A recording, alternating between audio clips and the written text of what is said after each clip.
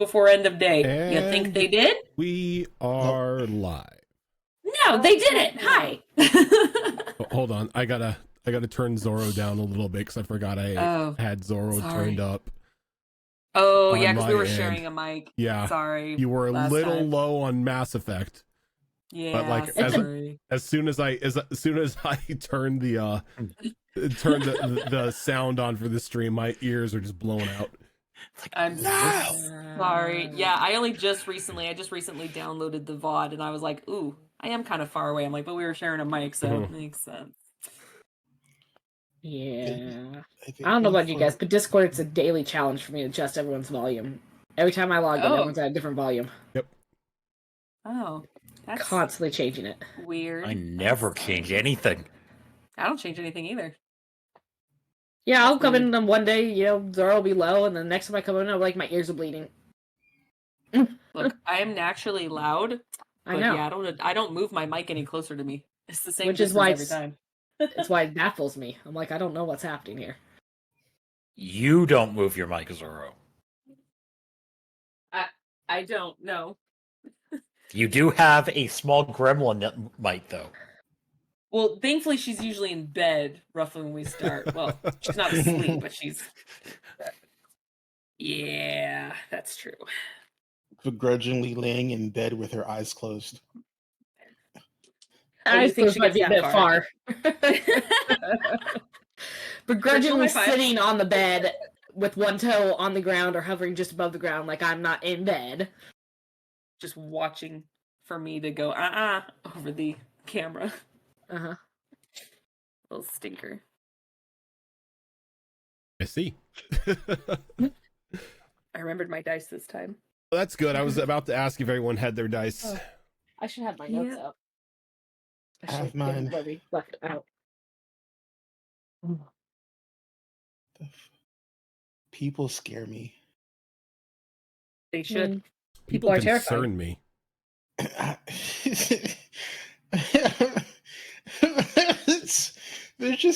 are things that pop up on my various walls that I'm just like, okay, there's legally nothing wrong with this, but it kind of weirds me out. It's sort of the Ryan Reynolds, but why? If it's like no, it's like these two guys in swimsuits with like an obvious like prepubescent girl in a like full body swimsuit, and they're like hanging out at a puddle by a highway, encouraging cars to splash them with like the rainwater that's in the puddle. That's some TikTok stuff right there. Yeah, that's why I stay away from TikTok, because it's just like there is just some of the weirdest stuff on that site. It's just like TikTok's a younger man's game. It's not for us old folk. Yeah, it confuses me. It's like not for us. You can say that about a lot of social media. Now if it's a cat video or anything like that, I'm fine with it. Just go on YouTube. But it's like, yeah. all the other things are just weird. But don't you know YouTube now has YouTube Shorts, which is essentially TikTok on YouTube? I don't, because I blocked those. Yeah. And Instagram. They're the same thing on Instagram too that pop up. I'm like, ugh. Well, because now they link it all so that you can just post to one and it posts all of them for you. You need all 15. Well, you know what doesn't have YouTube Shorts, or at least I don't think it does. Is our channel. At least we hope not. We only post full content on the channel. So how is everyone doing? Are you ready for the terror that is about to commence, starting now and coming in the following weeks? Concerned. Just concerned. Now, Lonnie has every right to be concerned right now. Wondering if I should have leveled up my backup character before we started today. We'll see. Maybe. Well, you didn't say no. You did split the group. Never split the party. No, she split herself with us. Look, I was just... No excuse. There's no excuse, honestly. You didn't do the buddy system. But Nolani, I only had one teleport stone, so sorry. you are currently standing in the middle of Tamaga. A strange and otherwise concerning sight lay before you. Sort of reminiscent of what you expected or what you experienced back in Hampstead or in Steep Hollow. I forget which one is which sometimes. You noticed a bunch of randomly discarded clothes on the ground, but no sight as, you know, where the potential owners may be. Worry started to creep in that maybe the eyes hit your village, as unlike the city back where you and your group call home, there aren't many places to hide from the eyes here. No basements, no fortified shelters. And as you were looking around, a strange black mist-like creature sort of formed in front of you, not giving off any sort of discernible features or even hinting at its origin. It had reached out and only said, "Hello, my dear Nolani. We have so much to discuss." God.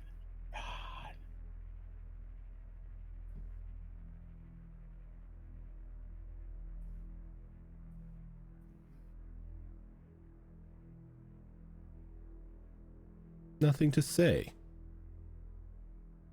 Mia was so much more talkative. Even interested in what I had to say. The offers that I made.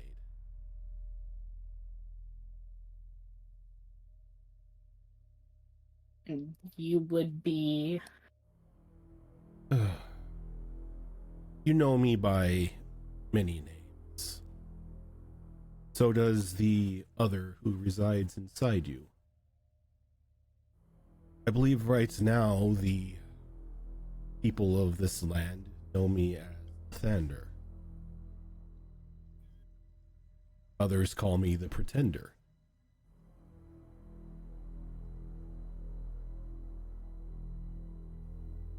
But What do you want with me? the same thing I wanted with an understanding, a partnership, a union. And you think I was the correct person to approach for that?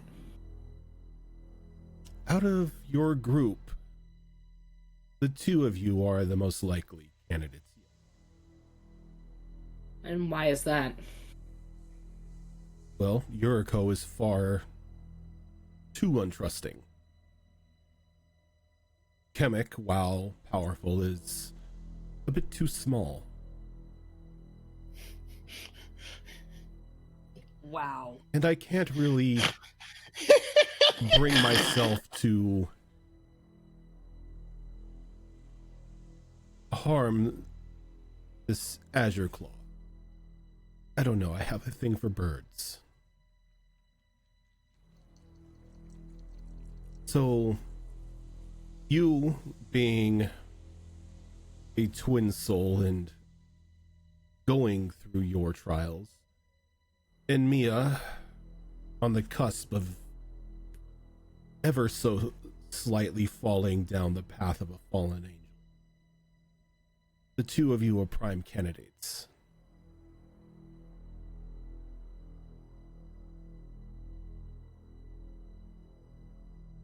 I am in the process of ascension, completing a very long, very arduous ritual.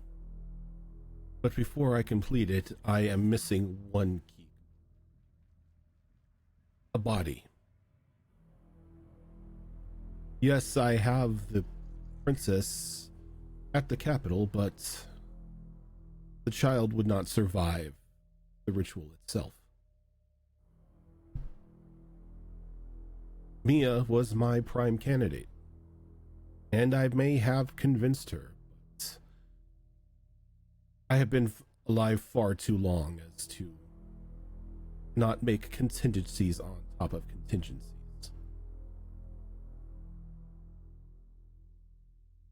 I offer you the same thing I offered her.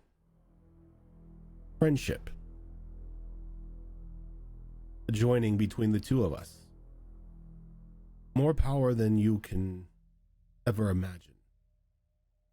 Even enough to shape the realms as you see fit.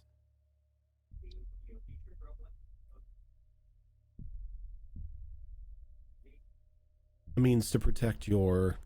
As you assume that this mist is sort of looking around, but with no head, you can't really discern which direction it's looking at the moment.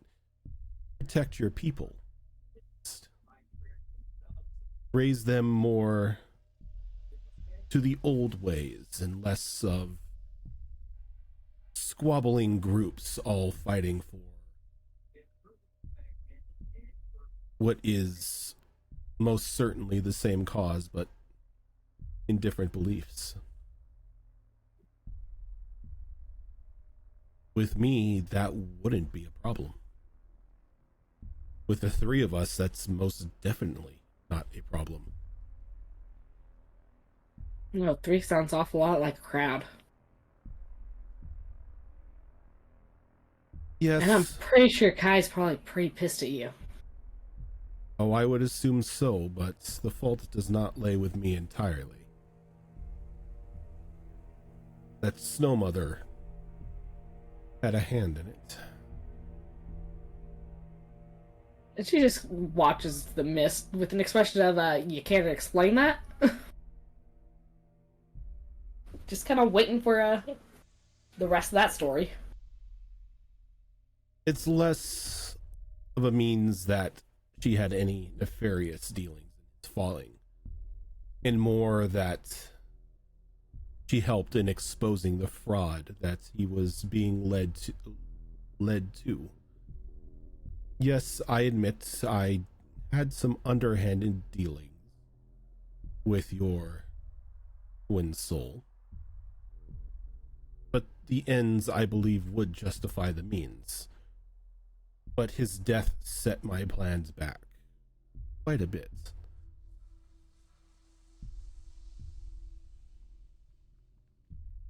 Something tells me I don't think he saw that, though, quite the same way. When we were together, he and I had similar goals.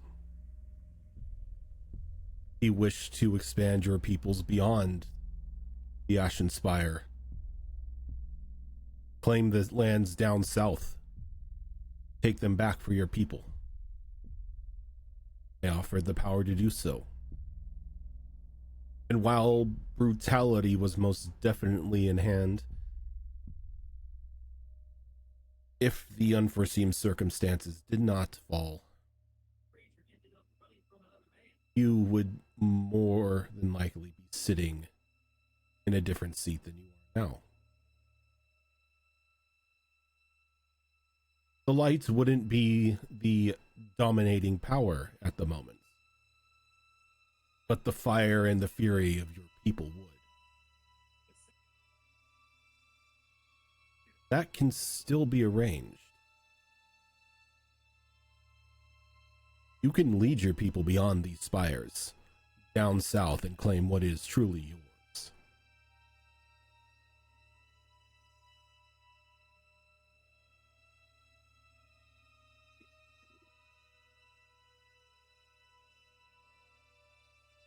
And I don't need an answer now.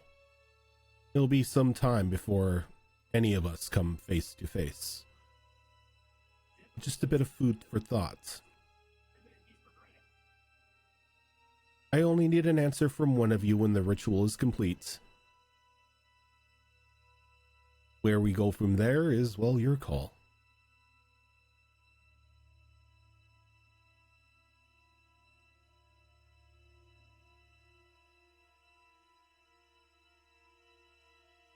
You know, your words would mean a lot more if they came with a, let's call it a gesture of goodwill. And she kind of waves around her to her village.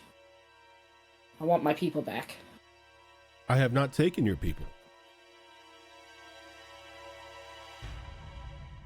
From what I can tell, they are still here in a underground den. These clothes here, I would assume, is a very well thought out plan to throw off those eyes. Hmm.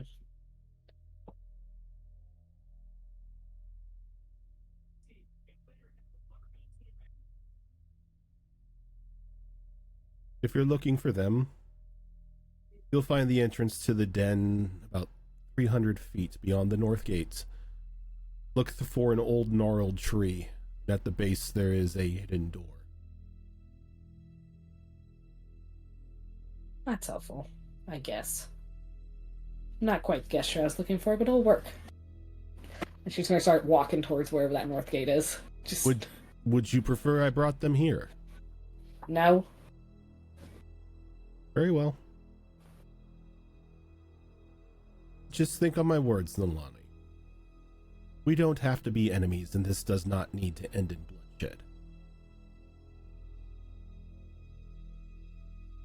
Think of that new boy toy of yours. It would be a shame if anything were to happen to him. And as he says that, the mist just pretty much evaporates out of sight. That's good, because she did not have a nice response to that. Probably would have gotten her in trouble. If you kill off one of my children, Rojan, I swear to God. You created them. They are not kids anymore. That immunity is gone. I created them. I can uncreate them. They're officially on the board. Yeah, threatening Milani is not the way to get her to do what you want. She's gonna go find that old gnarled tree and see if she can locate her people. Yep.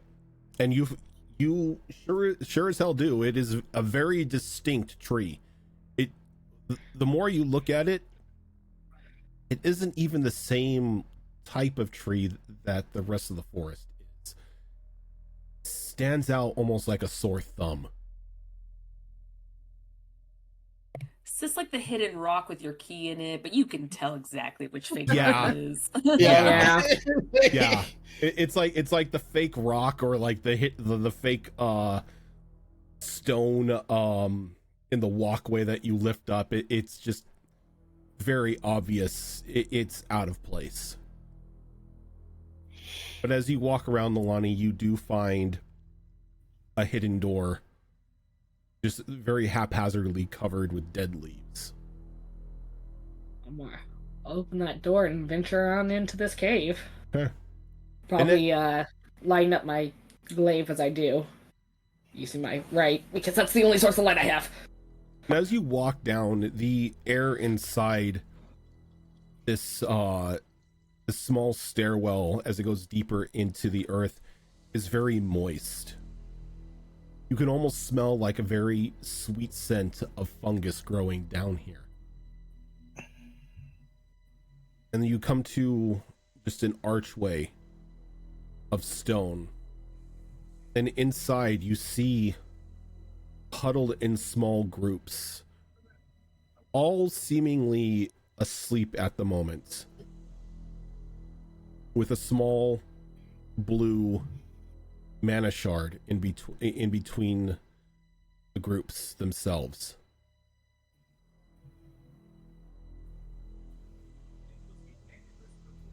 I'm gonna look around and see if I can find the old woman that I knew was the Snow Mother before. The Snow Mother is not here. Okay.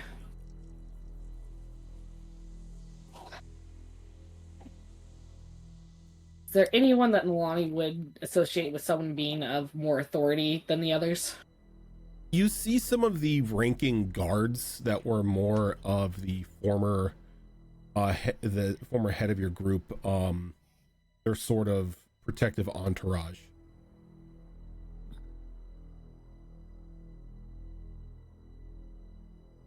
But she doesn't want to. She's going to attempt to wake one of them up. All right, and as you touch them, they are ice cold.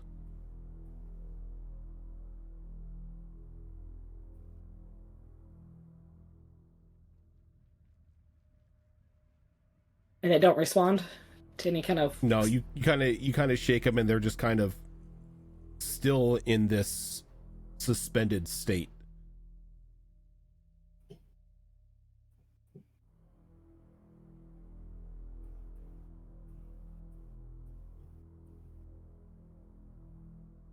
Help me. Does it look like it's due to this crystal, or is it... You notice that the groups themselves are in like a small semicircle around these small blue, not even blue, it's almost like a bluish purple, sort of like the one that you saw down in the caves when was it Kemek with their bag of hold sort of grabbed that big one. Oh. And you begin to hear footsteps coming down behind you. Alright. Turn around, because at least I'm more face whatever's coming towards me. It takes about a moment, but you do see the old crone, like avatar of the Snow Mother, walking down into this undercroft. She kind of just shakes her head as she sees you. I'm sorry you have to see them like this. But when the eyes began to cover the sky, this is all I can think of to keep them safe. Yeah, I was kind of worried half of them would try to fight the eyes anyway. There was a vote from some that wished to fight the eyes, yes. But cooler heads prevailed in the long run. That's good. A couple were captured, but afterwards it kind of turned the others away from even thinking of fighting. The eyes shouldn't be a problem anymore. That is good to know. They're still alive, I want you to know. I worked a little bit of my magic to put them in a protective slumber. Will they wake from it? Yes, when I release them from the enchantment itself, they will awaken for fully healthy, fully rested, as if not a second of time has passed since they went under. I was able to gather a couple of these crystals that you and your friends discovered. Amazing properties, these things. These ones seem to have a bit of a... I dare call it an imprisonment effect. Yeah, we've seen it work before. But I was able to make it to where it's less of an imprisonment and more of a shelter. The bodies are here, preserved. The souls are in the shards.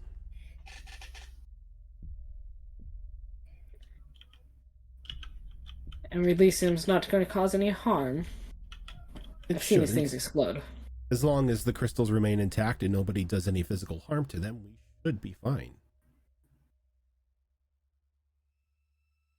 So there's a bit of a thawing out process, you see.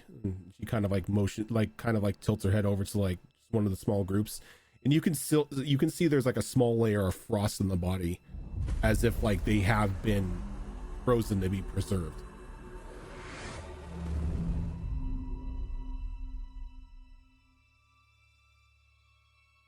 Well, without the eyes being a problem, I'm pretty sure you could probably start thawing them.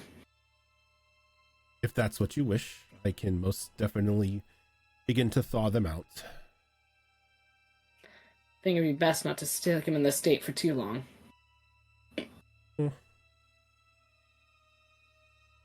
I was hoping Anyways. that we wouldn't have to. But for all intents and purposes, I could probably keep them like this for 3 years before any minor side effects would start kicking in.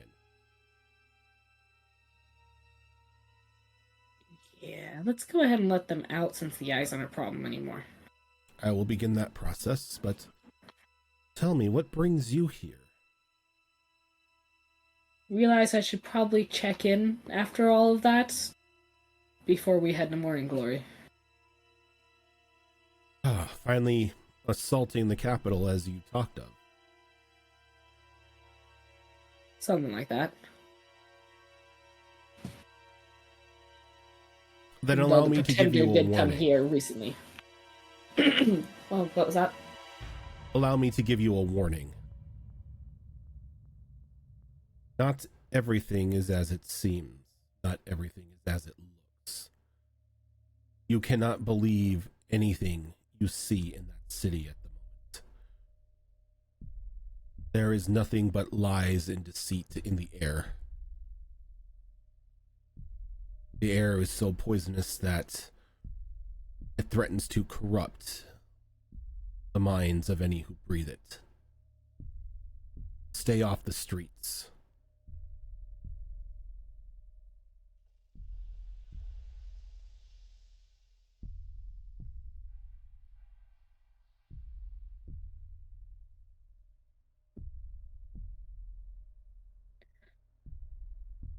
Good to know.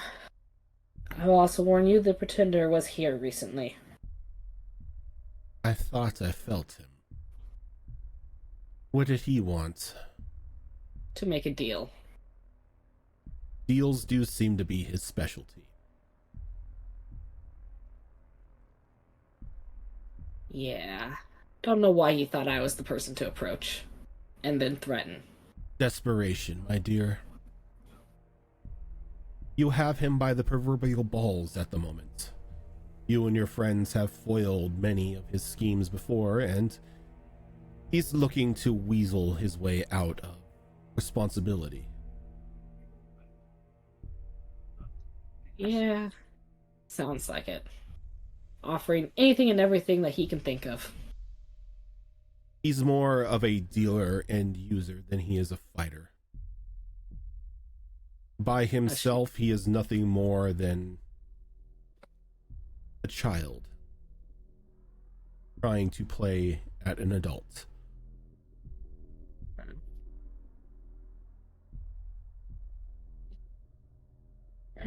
There's a discussion I must have with Mia about this. I believe there's a discussion you may need to have with everyone. Probably. All cards on the table would probably be the best way to go at this one. The last thing you need is him trying to turn you against your friends or your friends against you.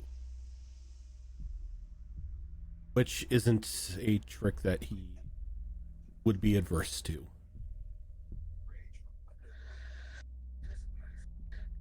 No, I imagine not. So, said I wanted to make sure everything was okay here before I left, and see how it's going to take a while to thaw them out. I doubt they really want to see me at this point anyway. I'm going to head back. It'll take me about 72 hours to thaw the entire village out. Safely.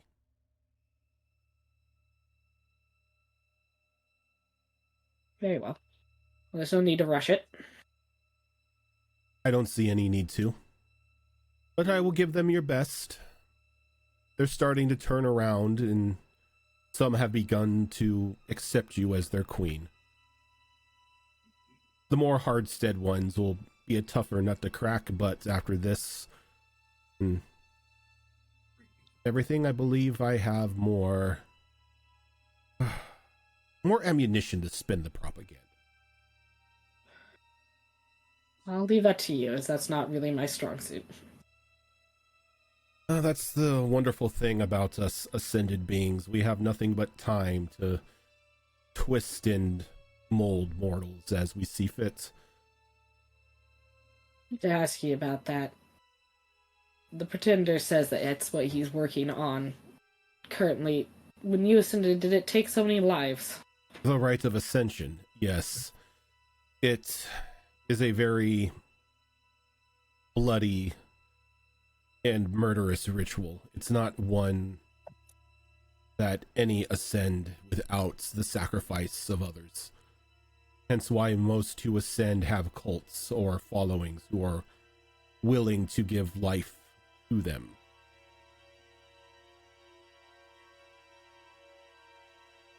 Interesting. Well.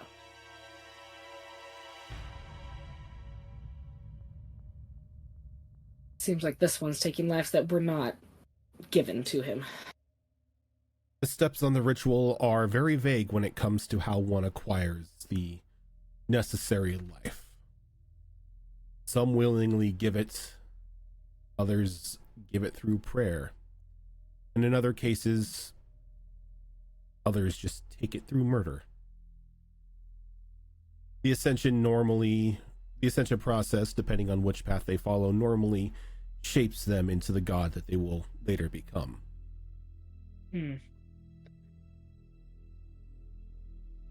A god who ascends through acts of carnage and murder cannot be hope to assume the role of one of light, much as if one who assumes power through prayer and love of their followers cannot assume the role of something of the dark.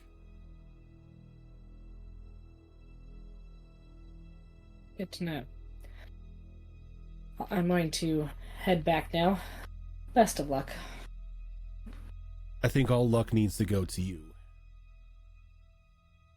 Yeah, we're gonna need it. With that, she's gonna pull out her teleportation stone and head back to the house. Okay. And I will have to be back though, because the child woke up. All good.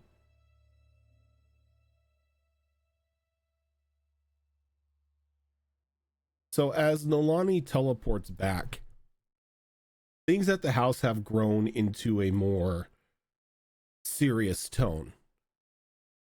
Oliver has been rushing around the house and outside procuring pretty much any necessities that Lisa and Den Mother have been sending him out to do. Damon and Kel have been preparing in their own way. Around this time, both of the boys have been given teleportation stones back to the house, as Oliver was able to procure that. Yay. While the group has sort of split up amongst the house to make final preparations on what they need in order to comfortably begin the assault on Morning Glory. The twins and Lisa and Den Mother have been in the observatory along with Sinnoh, discussing plans as to not only how to get to Morning Glory safely, but possible routes in order to get through the city and to the temple. And as they are planning, they've sort of set a meeting for everybody to occur around 5 p.m. Final prep meeting to go over the last steps before all of you begin the 12-hour journey from the Hampstead station. Hopefully at least to Never Pass, if not to the Sun's Crest, depending how far these tracks reach. Can I possibly find and talk to Damon before that time? Yeah, Damon himself is seemingly coming and going from the meeting room as he's sort of like running messages to various people in the house. A lot of like the not necessarily servants, but those who keep your house going, and especially Oliver, as that poor boy is looking like he's being run ragged right now, but he's happy to help in any way he can. I am going to get his attention. Okay. He's like, you catch him right as he's like jogging upstairs after talking to Oliver, and you see he's got like a crate, probably about 16 rather large bottles full of like this red liquid. Interesting. I'm not gonna ask. It doesn't look like wine. I'm gonna follow him up the stairs, and I go, "Do you happen to have one of your uncle's cards on you?" He kind of like sets the thing down. He reaches behind him and he pulls out like this small, like what almost looks to be like a deck box, and he flips it open. He's Jesus like, Christ. and you can just see it's just full of like Piper cards. He's like, yeah, I got a couple of them. Can I possibly have one? Sure. And he pulls out the card. As he does, there's like a little lick of flame. Then he just hands it to you. We just need to tear it, correct? Yep, just need to tear it and think of my uncle, and he'll show up when he wants. Always does. Thank you. And she goes to her room. Okay, and he just puts the box back on a part of his belt and lifts up the crates and just begins jogging down the hall back towards the observatory.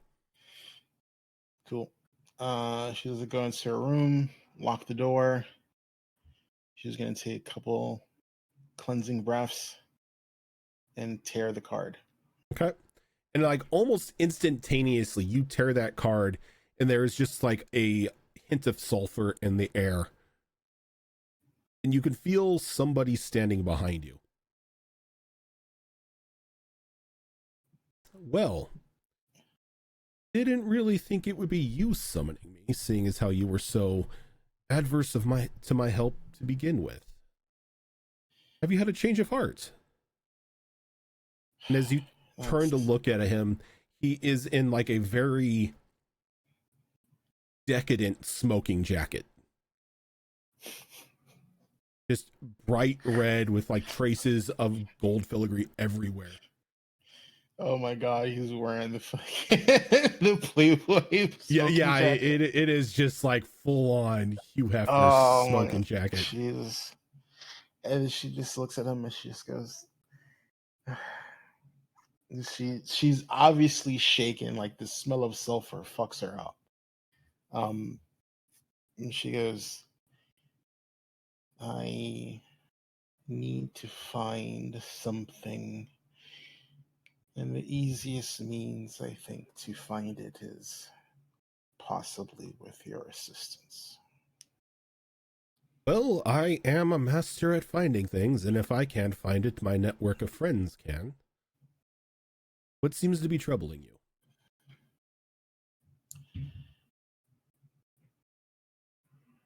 She pulls out the two sketches she made of the demon. And she goes, this one is a liar. And she like pulls out, her Uber like boomerang, and she goes, I need to find this one. And what's with the boomerang? It's a horn. From this one? Yes. Oh, that makes this so much easier. My dear, I don't even have to find him. That boomerang can lead you right to him. with a specific enchantment put on it. What is your price? Tell me, why is this one-horned demon who you obviously carry a weapon made from a part of his body, why is he so important?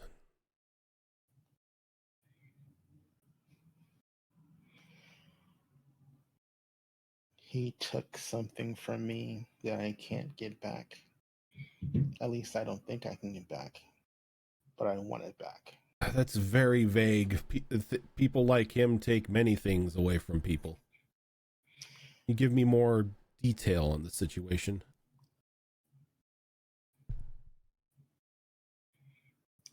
Killed my parents and took their souls. I want them dead, and I want their souls freed. Familial vengeance. Well, if there's one thing I am, it's a family man. You don't fuck with family. Consider this one on the house.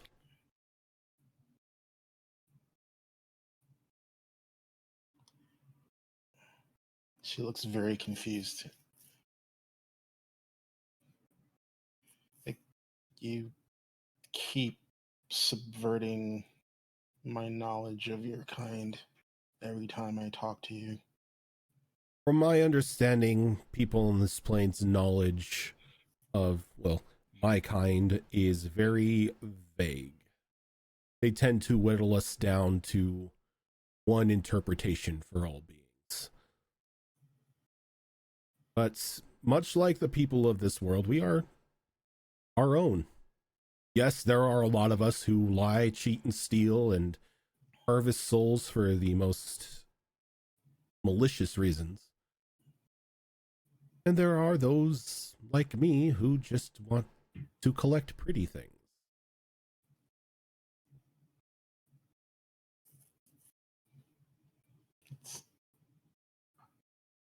I am terrifying.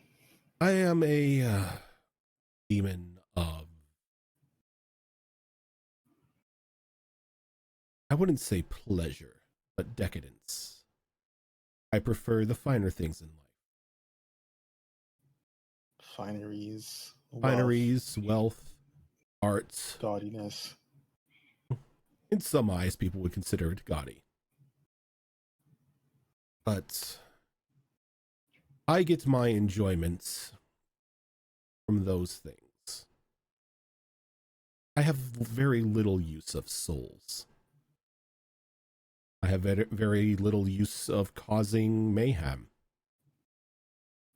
I find that a honeyed word will open much more doors than a club will.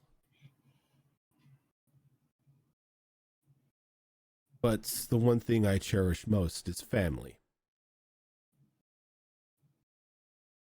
So yes, when somebody comes to me with an issue that affects their family, I take it personally. I take the steps that I would like to see done in my favor if my family were ever in need. And he walks over and he just places a hand on the boomerang, and you begin to hear him speak in Infernal, but all of the words are backwards, as just a single sigil is sort of burned into the bone of the boomerang. This will vibrate when you get close. They will not be able to hide from you in any disguise. So long as you can see them, their true form will be exposed.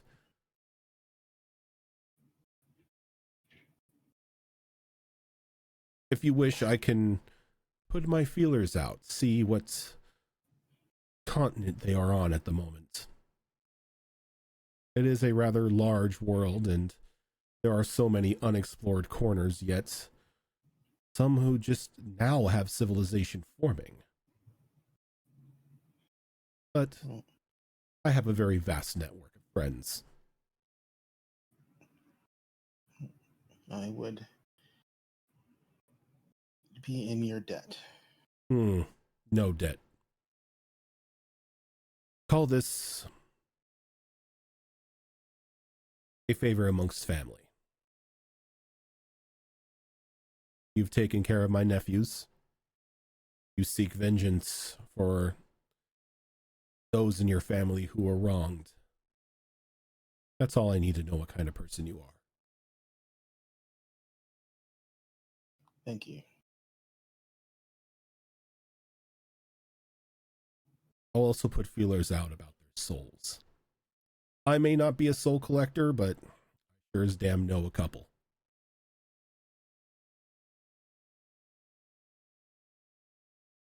Now, if you'll excuse me, if I'm not back in another 5 minutes, my wife will try to kill me. You have a very odd relationship. It is date night. Oh, I'm sorry.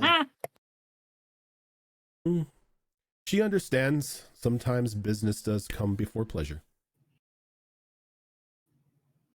And he kind of just like gives you a very respectful bow, and he just poofs, but this time there's no hint of sulfur in the air.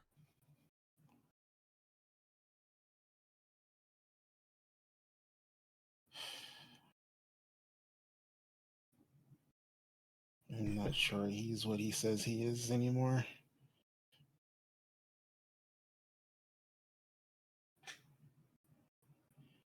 And then she just like goes to like her liquor cabinet and takes a shot of sake and heads back down. Okay. If she sees Damon on the way down, she thanks him. Oh yeah, and he, again, he's just playing pretty much either pack mule or messenger boy this entire time.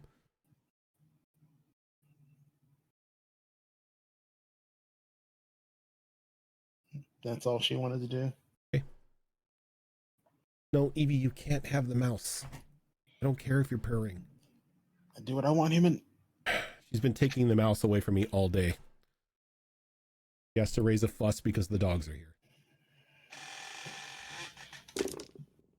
New Age Geeks, thank you for that raid. Woot. So, is there anything anybody else is doing, wants to do, or I don't know, is curious to do before those final preparations are made? Yes. Yes.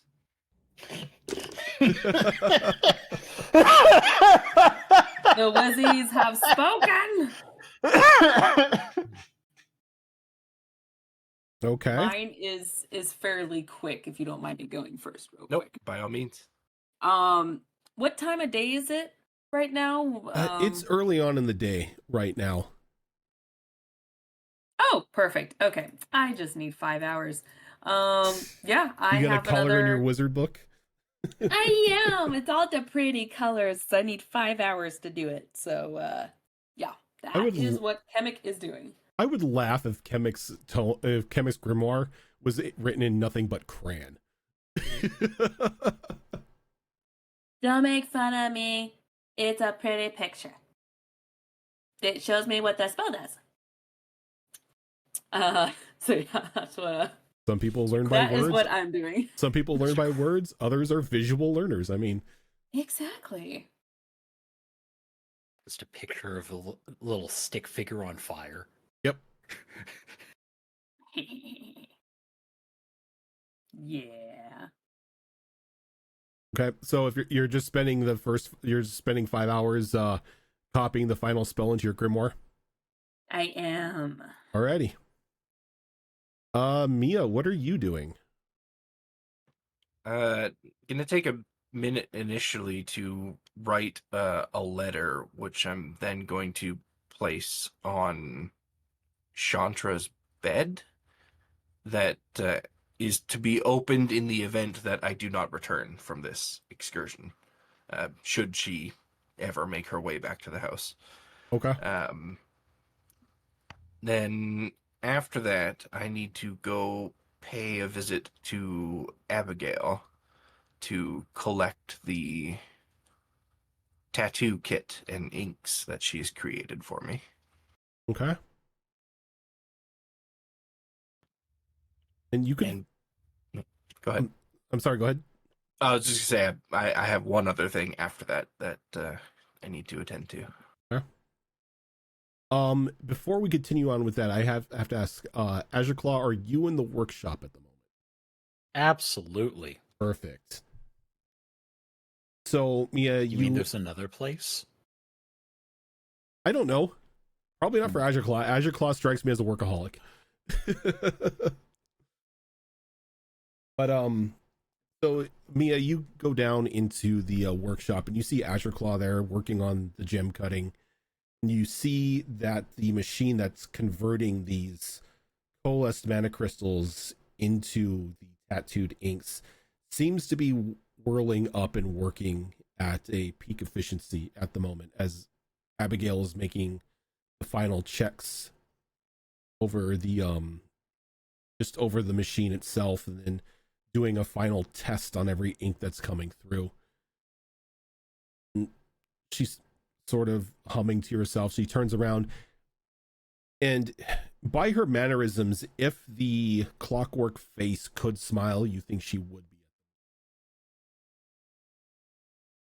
Ah, Mia. Perfect. Hi. So the machine is working. Got your Wonderful. ink and kit and everything spun up. But I was struck a bit by inspiration. Oh. These liquids and, well, the needles, and it got me thinking. She walks over to like a small corner of the workshop that she's got sort of like cordoned off herself, and she pulls up just this leather roll that sort of would, like, normally you would expect housed a toolkit, but as she unrolls it, you can see that they are these small metallic syringes filled with various glowing liquids inside of them. I was able to, in my spare time, concoct these. They're experimental, mind you. I haven't had anyone to test them on, and, well, I didn't think it prudent to walk around and start poking people here. That's probably fair. What are they exactly? Well, if everything works the way that I believe it will, what you are looking at is the next line of rejuvenating and performance enhancing potions. Oh. Oh my. Oh my. Normally, you would drink these, but after some investigation, the most humanoid esophagus would, well, combust on contact, so that I had to go the other routes, and just a bit of an injection, but I was able to mix some of them up just in case no, they're not suppositories. You said the other way, I'm just saying. God damn it, you made me lose my train of thought. Sorry. Why is it anytime anybody introduces a new potion, you guys go right to suppositories? This happened in campaign 2 as well. Look, It did, you said a didn't it? new It did. enhancement. I'm just And saying you the said- way you said it. And you said it went the opposite direction, which, you know, if you go the opposite end of the body, Jesus Christ. just saying. Well, if it doesn't go in your top hole. Now, some of these will, yes, necessarily heal, especially this one as she taps the very obvious red liquid. But why stop at healing? I sort of whirled things together and, you know, thought maybe a mage can use a boost, or somebody needs their emotions calmed or whatever, and so I came up with a small kit. Well, that sounds quite intriguing. We, as you obviously know, are preparing to head into a rather perilous situation. Yes, I'd be happy to take the kit along and field test it for you. Miss Sinnoh did say that you were about to take on a very perilous mission, so I thought, what better test than field test? Now, Yep. I have to warn you, these are extremely potent. I do not advise taking more than one of these within a week time span, or adverse side effects may pop up. Noted. Thank you. Do you have a breakdown, I guess, of what each one is, so we're not just, Well, the red one, injecting of random course, here is, derived from a potion of healing, but kicked up a notch. This should take any individual and make them at perfect health once again. That would be very handy. Yes. Again, one-time use. Gotta stick them and inject the entire thing. It can't be a half dose, quarter dose. It has to be a full dose for it to take effect. Of course. The one beside it is sort of like a pick-me-up for you of the magical persuasion. Injecting this would give you a little bit of a boost and help you regain some of those some of your arcane power. Very handy. In that shot there, what it will allow you to do is, if you inject it, it will allow you to recover 1d10 spell slots. Ooh. I'm Nice. sorry, what? The next one over is well, the best thing I can think of it is an overload of caffeine. This will anyone's groggy, anyone's, well, as some of you put it, dragging ass. Just hit them with this and it'll wake them right up. Give them a little bit of a boost to go as well. As what this concoction will do is it will heal up to 3 points of exhaustion. Oh, that is very nice. And then afterwards, the next hour after injection, they have an extra 10 feet of movement speed.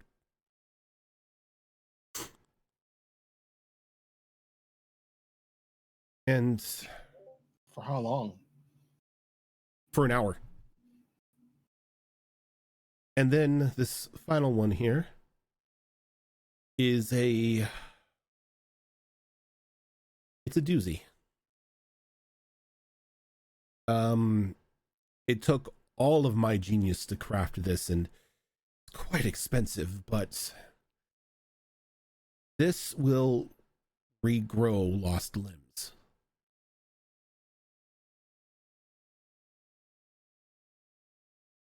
Do not inject it for any other means. This is specifically for lost limbs.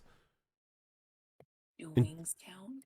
Injecting it for any other means, the side effects could be catastrophic, or you just grow an extra limb, or you spontaneously combust. I'm not really sure, but used in the right circumstances, it could be quite helpful. Be very helpful, yes. In our line of work, the loss of limbs is a very real danger. Especially if you go against something with a vorpal bite. Especially that. Womp womp. Does it regrow your head, Ouch. though? It is a limb body part. A body part? Does it? Is the head the limb, or is I the don't rest think- of the body the limb to I the don't- head? I don't think the head counts as a limb.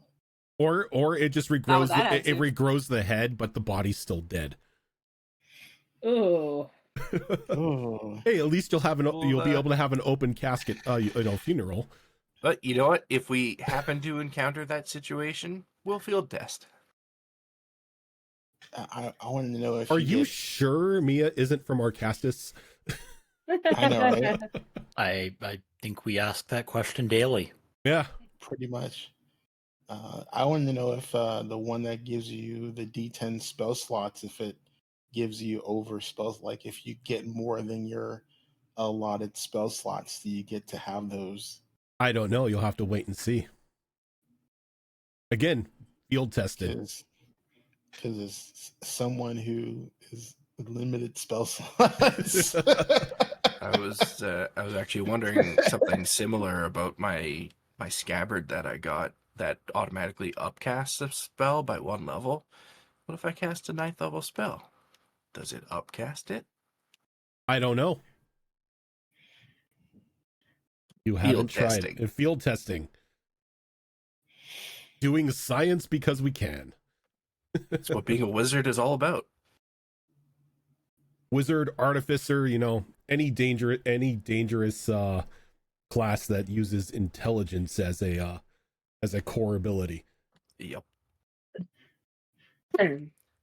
Well, Abigail, this is very, very interesting. We will be thrilled to field test these for you and give you a full report on what happens should we make it back alive. Well, I look forward to hearing your, well, not hearing, but reading your reports, as the information that you provide me will allow me to further perfect these, and maybe one day we will see them on the open market. I know the bigwigs back home would value such information. I think anyone with the ability to work with these crystals in this way is certainly poised to dominate certain growing aspects of the market. I will say, with your skills and knowledge and Azure Claw's skills and knowledge, you have opened the door to intentionally and safely working with these stones. Beforehand, they were just jagged, imminent explosions that were jutting out from the ground. But now we are seeing that they have more useful implications in the world. And that is actually something that I wanted to discuss with you, in regards specifically to payment for these inks and kit that you've made for me. Now, naturally, I assume because this was a commission that I enlisted you to make for me, all the rights and blueprints and stuff would belong to me. But how would you feel about those rights and blueprints being a part of the payment for your services? I was thinking more of a partnership. A partnership? How about you and your friends bring me on as your personal artificer? Allow me to concoct wonders for you. Granted, they are dangerous field tests, but from what I've heard of your exploits, there is nothing safe about your lives. That's very true. That sounds like a wonderful idea to me. I would love to have you on board. You've done stellar work so far. Azure Claw, how do you feel about having Abigail here be a permanent resident of this house, so to speak?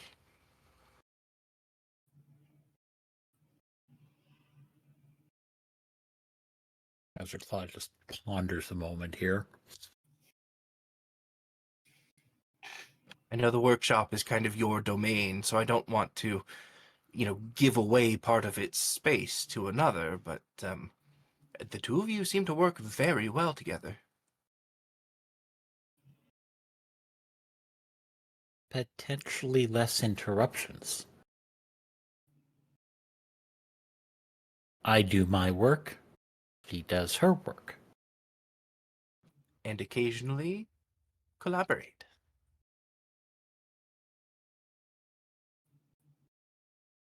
This means I have to play with more things that explode. Well, Is that a positive thing or a negative thing? Because it sounds like a positive thing to me. what is science without the explosions? Exactly. Safe. Science is never Science safe is at the not start. safe. It's from those explosions that we create wonders. And you have created many already.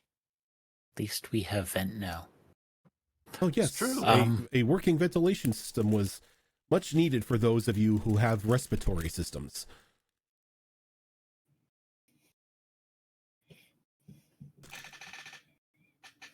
But if I will be sharing the workspace with Azure Claw, I promise to keep the explosions to a minimum.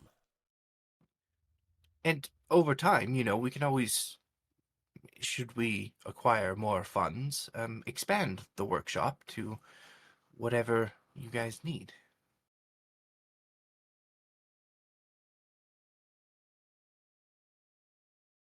Let's discuss that after your impending mission.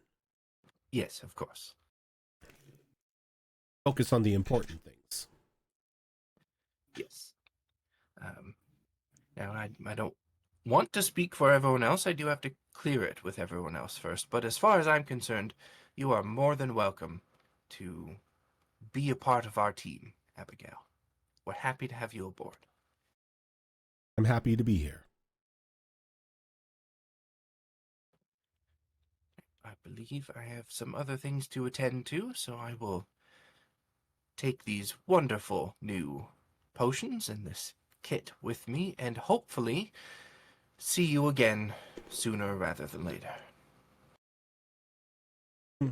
She nods and just goes back to her diagnostics on the machine that's converting the crystals at the moment. I will take those supplies and head to the mage's lab. And for the remainder of the time until our meeting, I am going to be working on some new arcane sigils. Question, where are you putting those sigils? Right now, I'm just trying to essentially make a blueprint. I'm just writing on paper. You're doing the tattoo artist thing of making the sketch first before exactly. Trying to freehand it. I want to get the theory right before I make it permanent. That's probably a good idea. Otherwise, it's not going to be an arcane sigil, but it's just going to say, cat food and infernal or something. Yep, exactly. Yep. Azure Claw, while you are working, are you just working on your gem cutting, or is there anything specific you are plotting for? No, in this case, I am actually diligently spending every minute I can on my gem cutting. Okay. So if you're spending that the final moments of the day, or of your final day doing gem cutting, give me that other D6. That is a 6. That's going to be 3.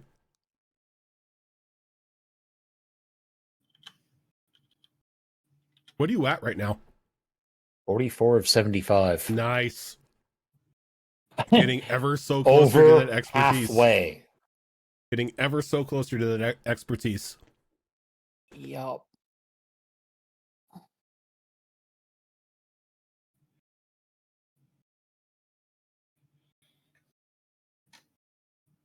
All right. So, as you all go through the steps of the final day of preparation, Nalani, you appear back at the house into the basement where the teleport circle's at. Thankfully, in one piece. Not in many pieces. Mhm. The Stargate was not closed. You're fine. Oh God, that was such a oh my That would have God, been so devastating. My God. I don't want to go the way of Pearl's grandfather on Tracker Miles. Every time somebody uses a teleport circle and doesn't check if the other end is unblocked, all I could think of is, Stargate, that the other side is sealed and they just splat and do it. Yep. Yeah. It makes me wonder, do the body parts fall out of the gate the next time it's opened? I don't think No, they because ever they never make show. it through, so they're tossed into Wherever. basically, yeah. Just infinite They get space. scattered. Yeah. Somebody's going to open a portal at some point and just get parts rained on them. Just a hand But not just all the slapping parts. them. I imagine. A random hand someone. flying through the gate and slapping someone. Ugh. But no other body parts, Oh my just a God, random hand. Yeah, just a random hand. It just like now the scientists on the other end are just wondering why the portal's throwing body parts at them. Yep. No one ever figures out why. Because no one lives telltale. Nope. Anyways. I think the first thing she's going to do is she's going to find Ollie. And she's going to request that he obtain 2 more teleport stones to the same location, and she's going to give her one to Umaga. She wants 2 additional ones. If that's possible.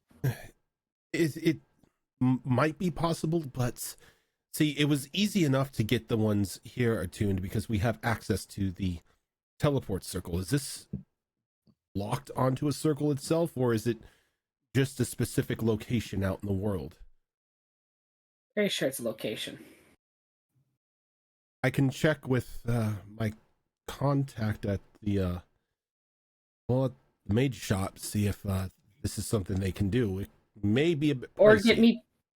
I'm not worried about that. Or if I can get 2 stones where if I take it there, I can lock them in. That would work too. I'll see what I can do. Maybe Kimmy can lock them in. I'm not too worried about the price. I have funds. How soon do you need them? Probably when we get back. As soon as I have a free moment, I will reach out to my contacts and see what they can do about it. Thank you. And then I'm going to go find Mia next, because it's a debate. She wants to go find Kel, but I'm going to go find Mia. Business first. Probably take less time anyway.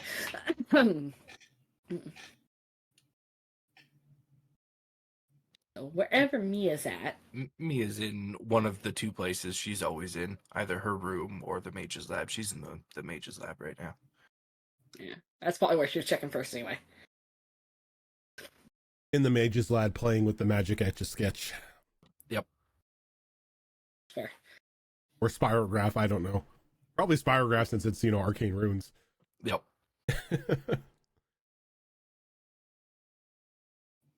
Baby's first arcane sigil. Mia, am I interrupting anything? I need to talk to you. Well, I've always got something on the go, but I can put a hold on that for the moment. What's up? I made a trip to Tamaga, check on everything up there. I'm sorry? like just now? Recently? Yes. Like recently as in today? Yes. As in you left without telling us all that you were leaving? It was a quick stop. Aha. Go on. Anyways, I was waylaid by someone who said they had a conversation with you recently. My guess is they offered you lots of shiny things in exchange for your body. Oh. Yes. Sounds so wrong when you say it like that. I love it. I did have that. Did have that conversation with someone recently.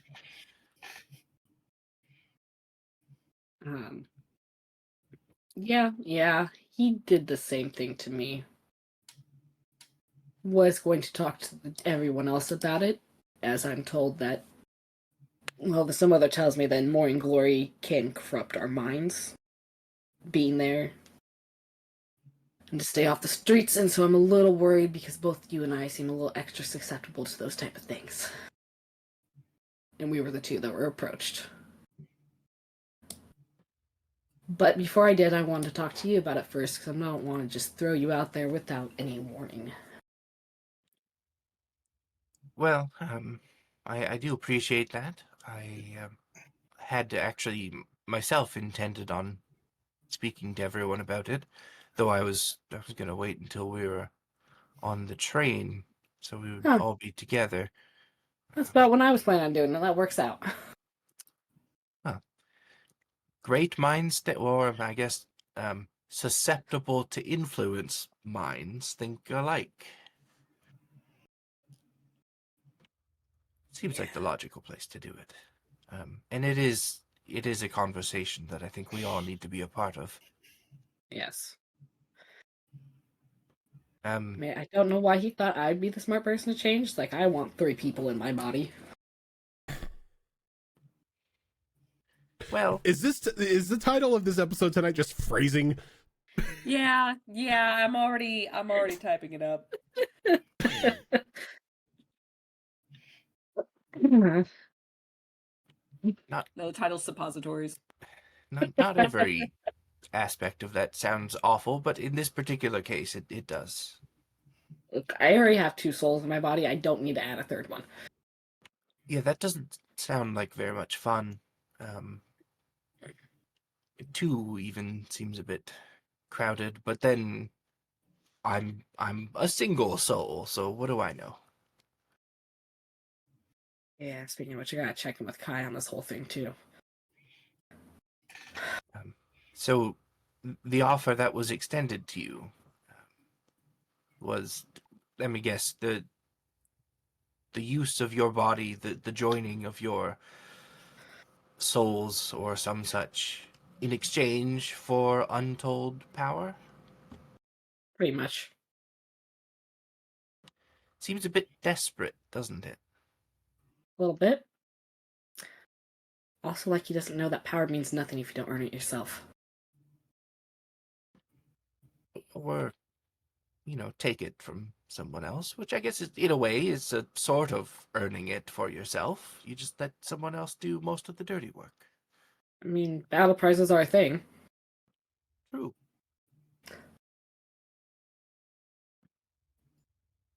So are you considering his offer? Its offer? Their offer? Whatever this thing is? I mean, I haven't spoken with Kai about it, but not particularly. Not unless he has a very good argument for it, but I don't know, I imagine he's pretty pissed at him, so. It's probably fair. I mean, I don't know the whole history there, but I know enough to know that there's a bit of tension, let's say. Well, I mean, he did design a blade meant to kill him. So. Yes, there's that whole thing. Usually when somebody dedicates that amount of energy to killing you, that's not typically a relationship that can be repaired. Not usually. Is there any way that the rest of us can communicate with Kai? Never tried, but we are in agreement that we are sharing. So I imagine he can speak with you guys. I think it might be valuable to have his input during the conversation we have with the rest of the group as well. I'll try it out. Was I just imagining it, or did Sino mention that she saw Kai? Oh, I was hoping I imagined that. Oh, so it did happen. Okay, well maybe maybe Sino could facilitate communication somehow between all of us and Kai. Like I said, I'll give it a try, see if he can speak for himself. He's got a lot of first-hand experience with this pretender, so his opinion is a valid one in all of this. And I'm not gonna lie, he didn't seem so keen on Sinnoh. Well, I don't really think anyone is. Well, except for me. I'm actually surprisingly comforted in her presence. She reminds me a lot of my mum. Fair enough. I'm just waiting for what she wants out of all this helping of us. She has to get something. She's not doing this out of the goodness of her heart. I mean, she might be. Do dolls have hearts? Sometimes several. I don't think she's from Build-A-Bear, so I don't think she has a heart. Well, Mia, do you know anyone who would do something like this out of the kindness of their heart? I mean, we kind of are, aren't we? Are we? We could just leave.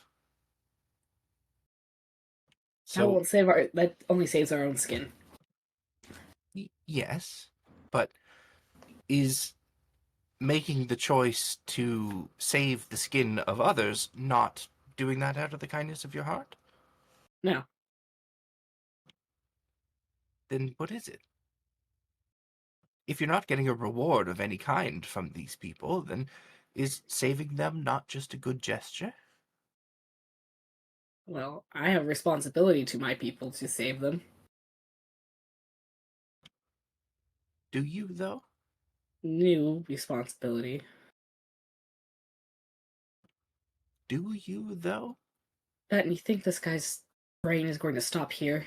He's attempting to ascend to godhead. I really don't think it's going to stop here. I think this is just step one in a very elaborate plan that I'm sure he's been crafting for centuries.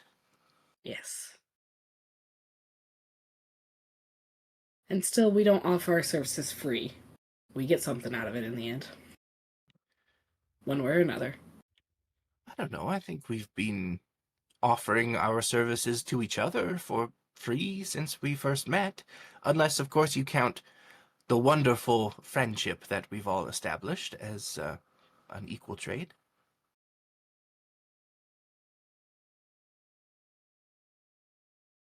I think we got survival out of it. We all did this to survive at first. True, we did. But And we got paid. we did get paid, yes. But I have put all of you in danger, mortal danger, several times. Yeah. And yet And here we I really stand. paid you for it. And yet here I stand, next to all of you, despite the easier path being to just lop off my head and be done with it. I mean, I'm not paying you for those services. I'm not giving you anything in return for it. You just did it out of the kindness of your heart. and you grew on us like a weed.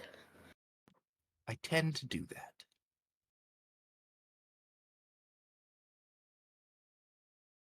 Trust me, there was a time we were going to kill you. If you couldn't reverse that werewolf curse, Oh, I I'm would sure have done there it was myself. several times. That was the closest one. So far. That's fair. What about you? Are you planning on taking his deal? I'll admit I had considered it,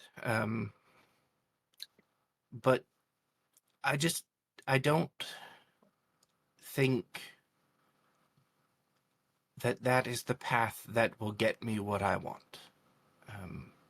I think it would certainly give me the power to achieve the end goal that I desire, but the sacrifice would be too great. And ultimately, I think that end goal would prove to not be the one that I truly desire. I haven't really kept it secret. I think it's fairly obvious that I wish to restore the celestial plane, at least to a fraction of it, of what it once was. And he does offer the power to do that, but Okay. I think that would be tainted by his own desires. Most likely. I also think that he also offers more power that he can actually deliver on. There is that potential. And I think we see that desperation in these offers that he's making. I think he's close to achieving his goal, but very much understands that we stand in his way and could strike him down.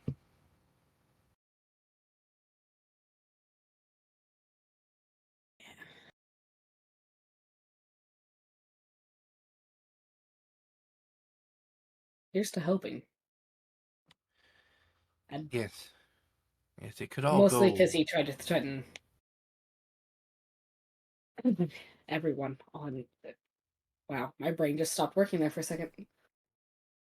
He tried to threaten Kel before he left. Threats are not a good way to get on somebody's good side. Right? That's what I thought.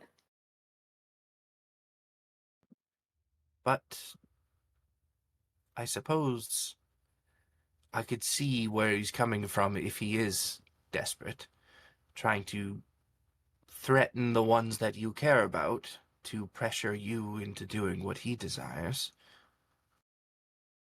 You know, I've heard this whole carrot stick thing before. Is this a carrot stick situation? I think this might be a carrot stick situation. It's weird. Especially to go from one moment to the next saying that. Have you considered that threat, though? If Kel's life was on the line, would you be able to give him up in order to strike down the pretender? Or it's a very difficult thing to think about, I understand, and really none of us truly know what we would do unless the situation is presented to us, but it is perhaps something you should think about. I hadn't given it much thought.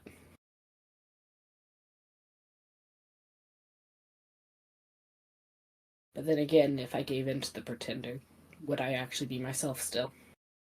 It's Or would it be doubtful. more like what Kai and I had at the beginning? What did you two have in the beginning? The standard. I forget that you guys don't know what twin souls are. It's very new to me, sorry. It's very interesting, too. I do wish I had more time to study it. Not that you're a subject to be studied, but, you know, new stuff. And it's interesting. More that when a twin soul is born, only one soul can control a body. The other can gain influence, but the amount of influence they are is decided at birth. It doesn't change usually. Ah, yes, I see. I see. So one gets control and the other gets ride. The other has to watch. Maybe? I don't know. I should probably ask Kai. I don't know if they watch or if they're completely unaware and just have. Maybe it depends on the amount of influence they have. Oh, I can watch. So I can shut That's it what- off if I need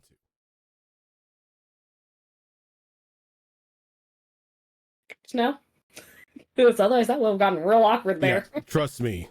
The other night, yeah, I definitely turned off for a while. Yeah, I didn't think that one through. Are you able to speak to the others if you wanted to? No. It's your body. I'm technically here along for the ride. The only one who can converse with me is you.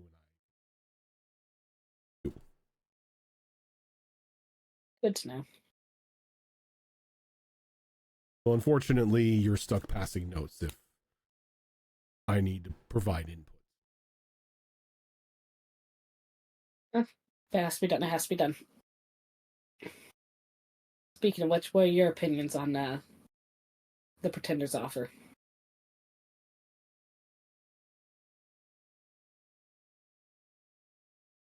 I don't know.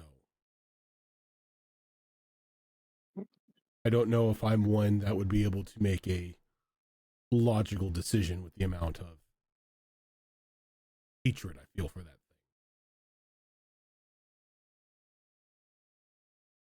thing. Even if Pardon their me, word, even if their words were, even if their words did promise the safety and glory and strength to our people, I don't think I myself would be able to see beyond my own hatred to make that call.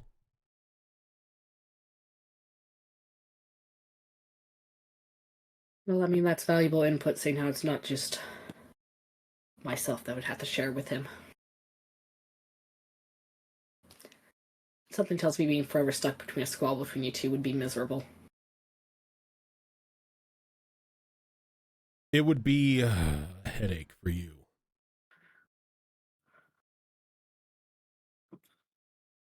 There's never been anything in recorded history to where there have been 3 souls in one. Who knows what that would lead to?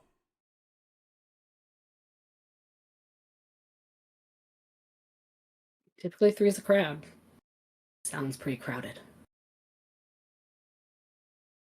But I trust you to... I trust you to make the right call. Appreciate that trust, I guess. Well, it is your body. It's our body. Yes, And but then- you won, so you're in control.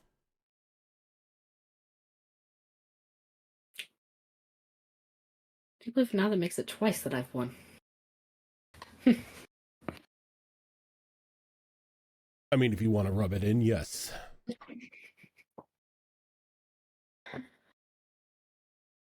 And then realizing that I'm being completely rude to Mia.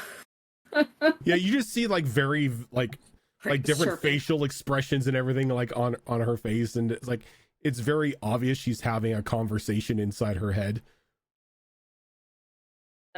To answer the other question, no, Kai can't talk to you guys. I thought that might be what was happening. But also he can see when he wants to. Good to know. He also said he can turn it off when he wants to. Probably a good thing. Yeah. Yeah. Well, I've got some more work to do before our meeting. Thank you for coming to me with this. I think it'll be good to think about it for a bit before conversing with everybody on the train. Yeah. As I said, I didn't want to throw it out there that he's spoken to both of us without giving you forewarning it's coming. I appreciate Felt it. like the right thing to do.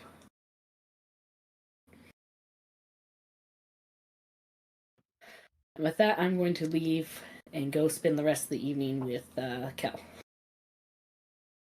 And with that, there is a knock on everybody's door God damn it. as the 5 o'clock hour has come to call.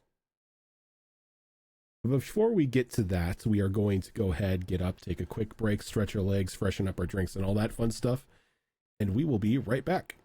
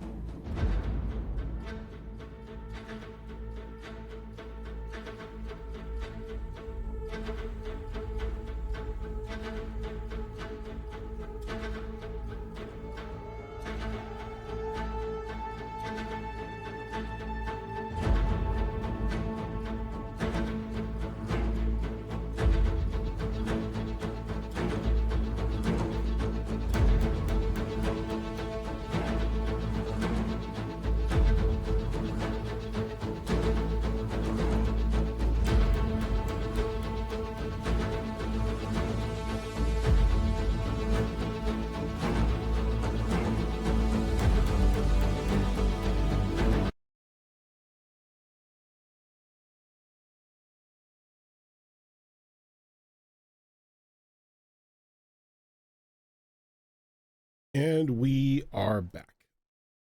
Hello. Sorry about that.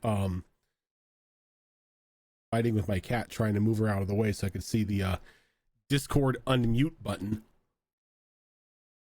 She has other ideas and needs to sit right in front of the monitor and to sleep. Don't you have a Steam Deck? Funny that you think I have Steam Deck set up for the D&D stuff. Okay. I did previously, like a couple of years ago, but I ran into a lot of issues where I kept on pressing the wrong button and changing it to like my stream overlay. Now you can set up Oh, I know. a button specifically to deafen and mute Discord. Azrin, you're making a bold assumption. He has anything stored in anything other than the main directory.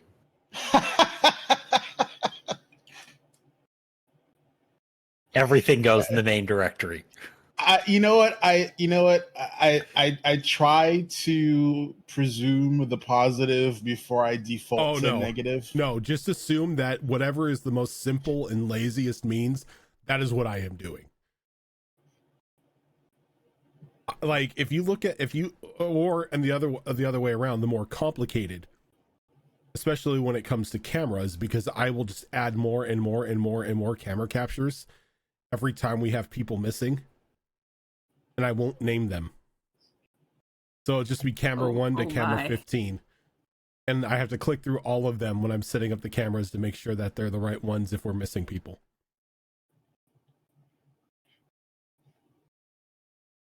Because I am anti-effort, apparently. Or not anti-effort, because I'm putting forward way too much effort in that sense. I'm anti-efficiency. I have all of my cameras named after my players. I have a separate AFK for each one of my players, so I don't have to go looking for the AFK that's buried in the background. Nope. I have too many shows on here, and then on the other side of OBS with my stream to layer all that stuff. The only thing I can't do, because it costs too much money to be able to do it, is I want to be able to have dedicated positions for everyone's camera on Discord, so that way when I do my camera layouts, everyone's face is always in the same spot. Well, technically, it goes by alphabetical order, so it should be. I know they do, and that's when everyone's on. That's how it's set up. Oh, you want it like how it was like when we used to use Skype. Yeah, Skype and Zoom. It was just like the positions were always locked, so no matter if somebody was AFK or not, everyone else's camera was perfectly fine. Yep, I know that one.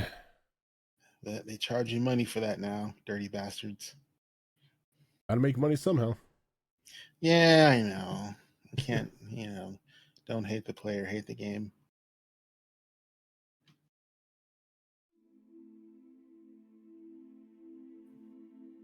But getting back to the game, a knock happens on the door of where each of you are at in the house, informing you that it is time for the meeting. The final preparation meeting before you set out on the long train ride towards morning glory.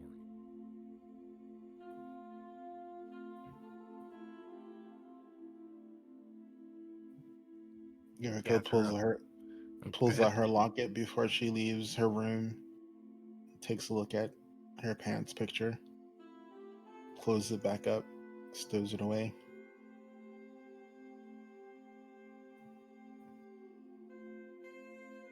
And she heads downstairs. Just gather up all my papers that I've been working on and shove them all in my bag. Head over to the meeting room.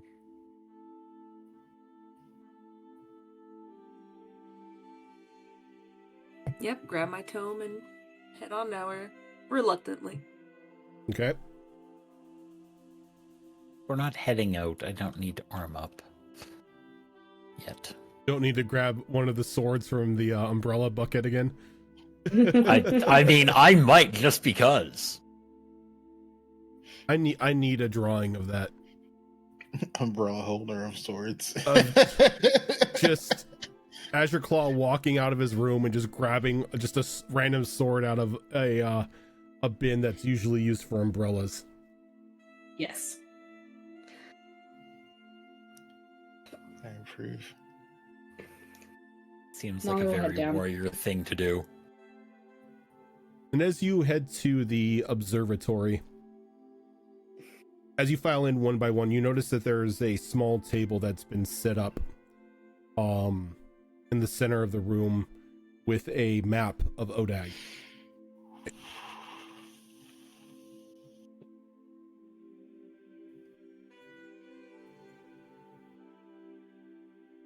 The time is upon us.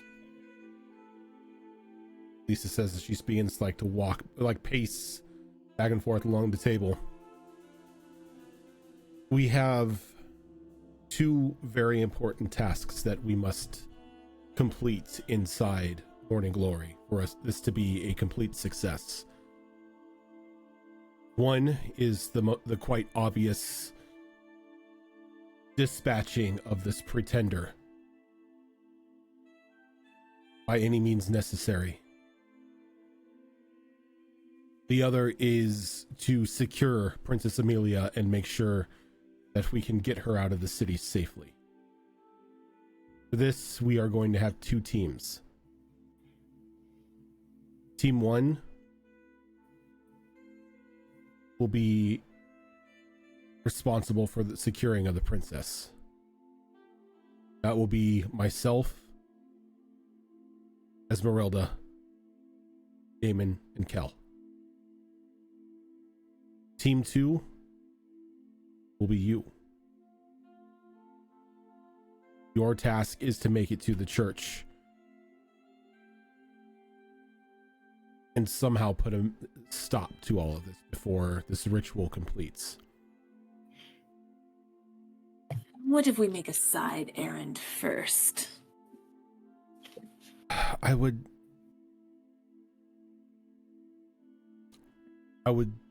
be against that. The priority here is making sure that we can secure the city before anything too catastrophic happens. Afterwards, Yes. you have free reign to do whatever you need. My ally is hidden away into the in Morning Glory that would probably most helpful to us. Do you know where exactly this ally is at? No, but once I'm within the city, I will be able to know. Actually, even just right outside of the gates, to be completely honest. And she sort of has a very hesitant look on her face, and she looks over at the rest of you. If you and yours decide that this task is of import, I won't stand in its way, but I have made my peace known. I suppose that could be a discussion on the way there.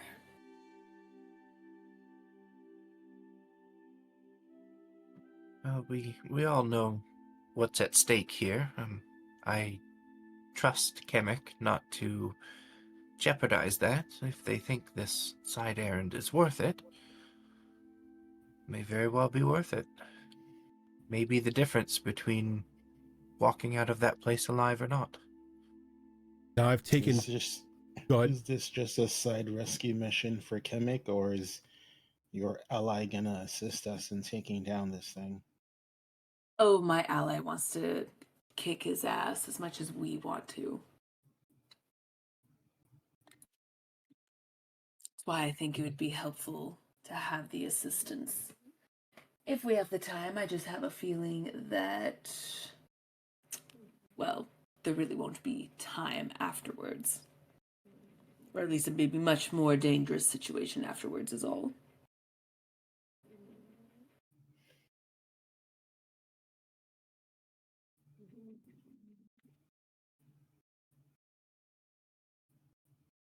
Now, I've taken the train ahead while everyone was preparing. And I'm happy to say that the tunnel reaches from here to Morning Glory. Furthermore, Alistair has come in handy once again. We have secured means to gain access to a tunnel underground that will lead to his men.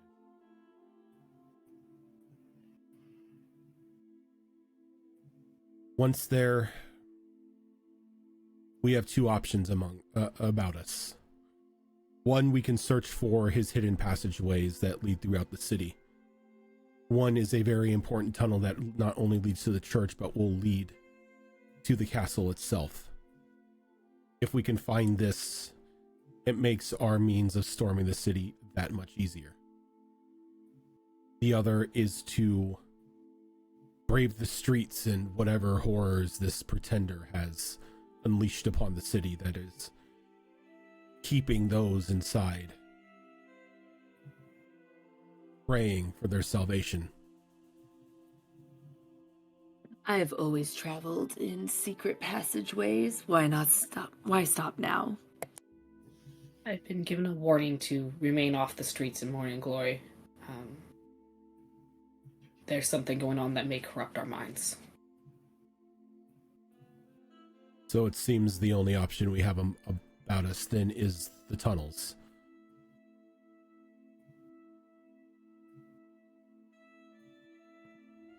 How long is the train ride from here to the wall? 12 hours.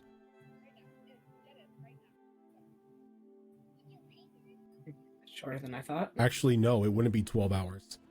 Give me a second.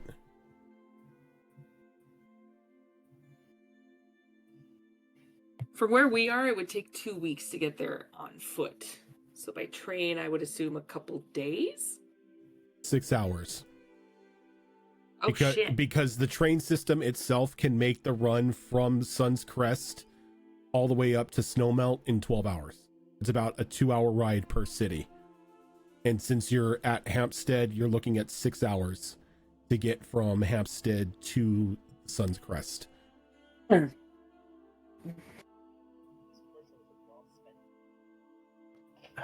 There may be a problem. I'm still barred from accessing the weave, and I don't feel that faltering anytime soon. So I will have to remain in reserve, so to speak, until I can access that once again. And you see your newly hired artificer sort of pop up a bit. But you could try that little pep in your step injection that I gave you today. See if that doesn't open up your connection to the weave again.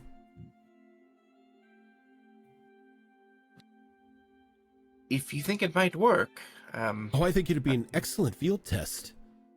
I'm certainly not opposed to attempting to force my own will upon the weave, let's say. Oh, there is no time like the present for testing. Fair. I suppose now is actually a good time to inform everyone else as well. Abigail here has very graciously offered to join our entourage, let's say, with her unique set of talents, and has actually provided me a number of special concoctions here that are a little more powerful than your average potion. But they are untested. Untested for now. For now.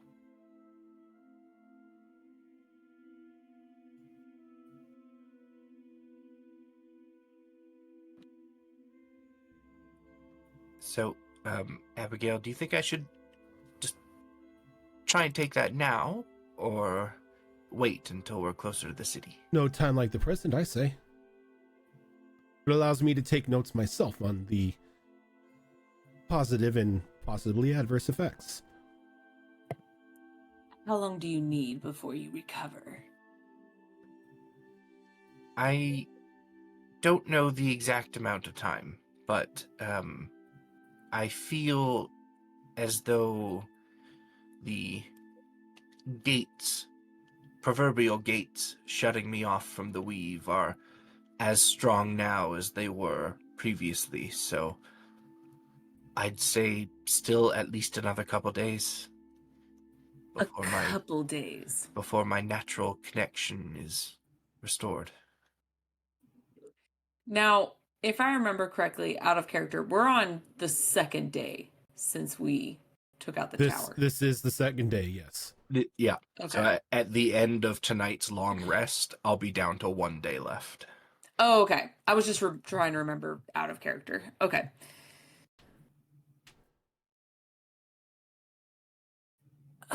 Interesting.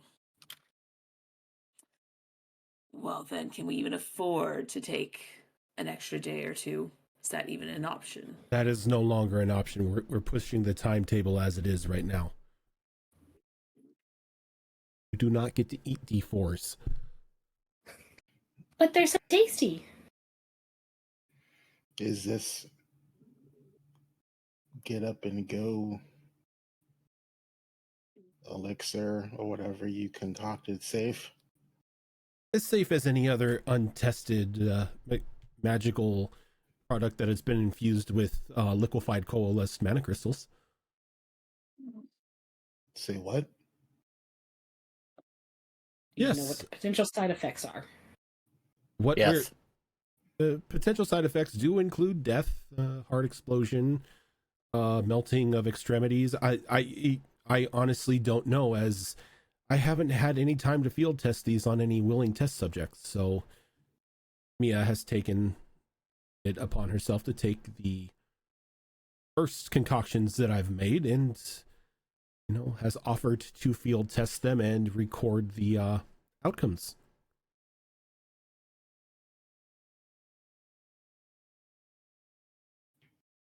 But Mia, all you need do is there are 2 locations you can inject, either into the side of your neck or into your sternum, directly into the heart.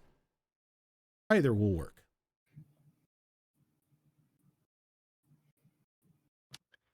This sounds like a bad idea.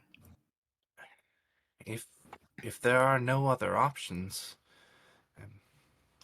I can't go in there essentially disarmed as I am now. That would be a disaster.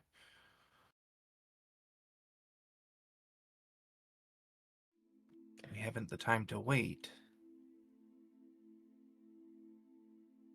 I am open to other options if anyone has any other ideas. I have absolutely no idea what you can do to restore your connection to the weave thingy. Given my first run through of possibilities, I see a 62% chance of success. I've faced worse odds.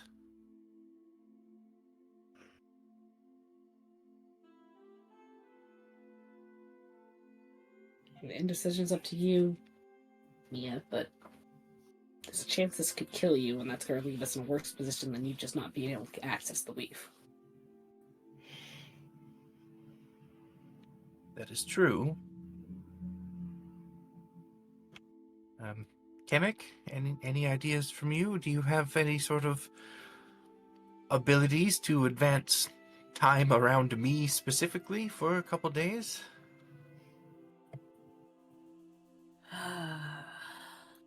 Aside from the obvious of using a wish. I don't have a good history with those. You really don't. I could actually, I don't know if it'll work, but I could fast forward time to age you a year. I don't know if that's more of real time or the effects of your body's time that this particular weave that you are experiencing is affecting. So Sinnoh kind one of half does or the other. walks up behind Kemek and sort of like puts like one very long wooden claw on her shoulder.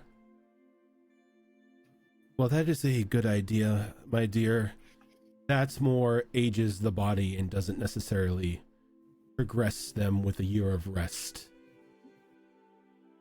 From what Which is why I didn't know if it'd work.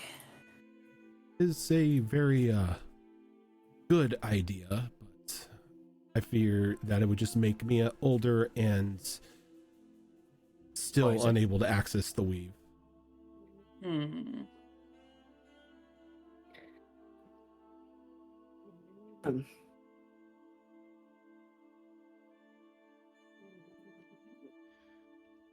Well, it seems that there's really only the one option.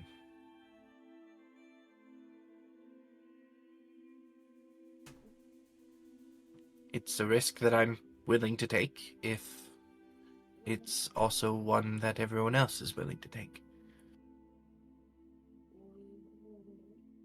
It's not my body.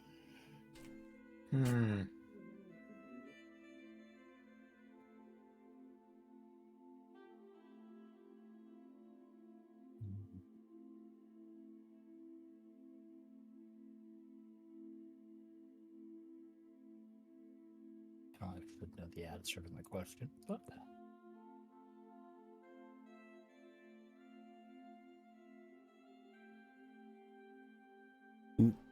Dead Mother you could see Dead Mother sort of getting a little anxious at this. She's like, look, we have a timetable, we need to move on, so if you're gonna stick that thing in, you just get to sticking.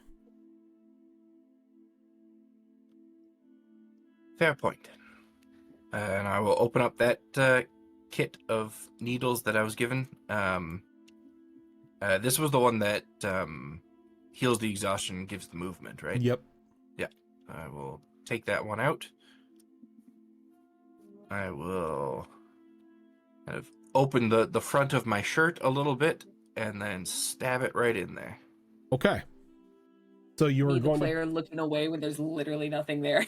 Just You are instinctively like, you're going to take 1 point of damage as that needle punctures into you. Can I get a Constitution saving throw? You sure can.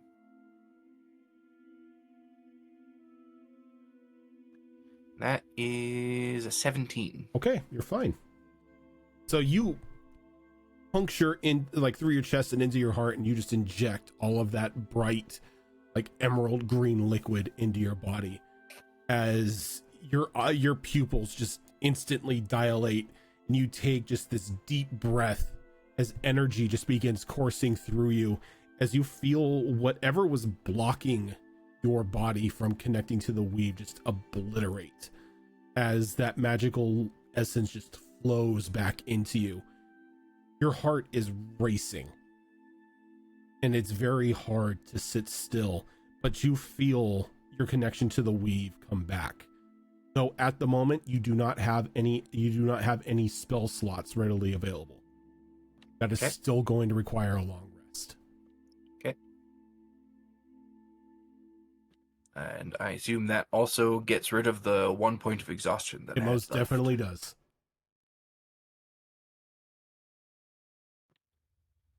Well, I would say that was a success. Feel like I could take on the Pretender myself right now. There's no side effects, no liquefaction of organs, no bleeding from the ears. Your nose is still in place. It seems like my projections were correct. Well, Mia, congratulations. It didn't just open the gates to the weave. It feels like I kicked them down myself. Well, it seems like this I can chalk up as a success, and I can begin producing more of these. Please do.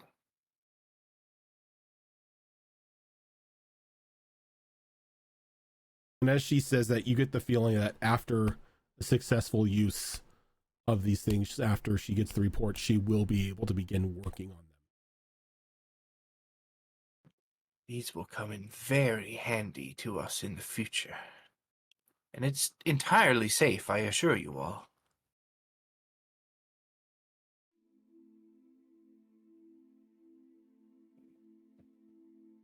Not dead yet. Until it's not. True, but the same could be said for anything. Wielding a sword is entirely safe until you chop your own hand off. Well, now that Mia hasn't exploded into a pile of hyper-energized bits, if anybody else doesn't have any other questions, we could begin filing down to the train.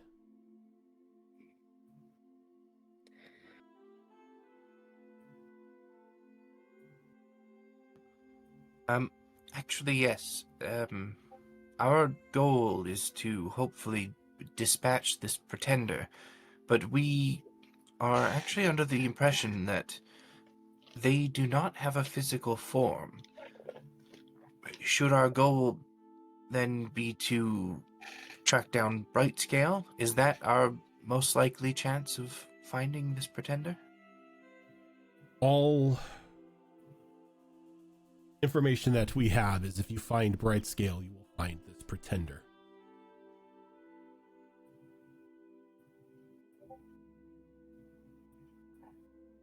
All right, then that's the goal.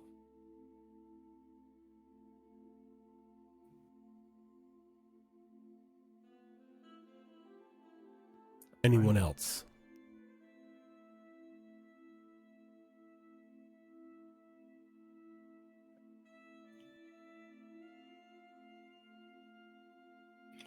And Kel Find sort him, of kill him, save the world. Kel sort of sits up. He's like, before any of you go, reaches down and he picks up that large crate full of those very thick bottles with that red liquid. So, my brother popped home for a quick second and got these from Mom's secret stash. He sort of hands each of you one of them. Oh, we're getting Ash's health potions. First we got her armor, now we got her health potions. Her armor, her kids, her health potions. What else we're gonna take from Ash? Look, we were told these were for emergencies only, and I think taking on a potential god and storming a city with unknown horrors qualifies. So it's not vials of blood. No, these are health potions. Blood wouldn't help any of you. My brother and me and my brother maybe, but nobody else. How many? You were each given one.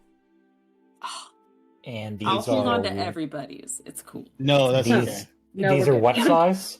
Is it greater or superior? These health potions, when downed, will give you 2d10, double your constitution modifier restoration.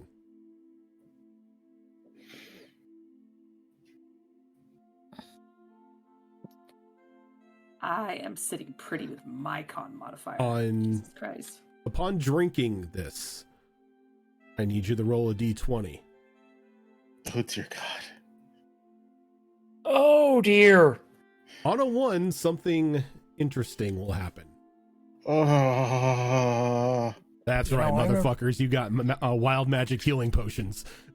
Oh, Let me guess, Ash created these. Mhm. No, Mhm. she got better. God damn it. Yeah, and now we have Yep. these.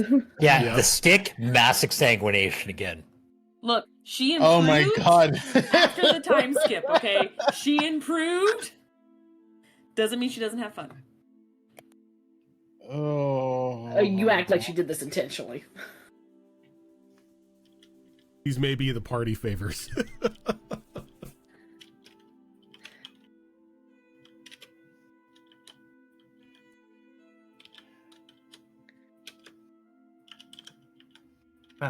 No time like the present.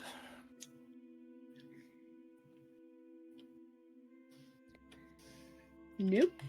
Guess we better get going then.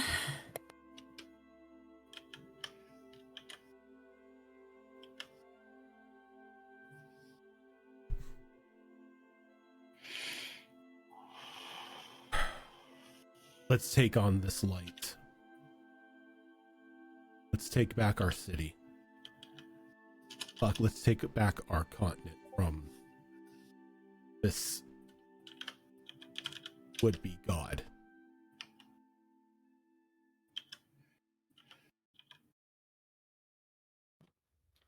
And when it's all said and done, let's take a long vacation. Agreed. Yes.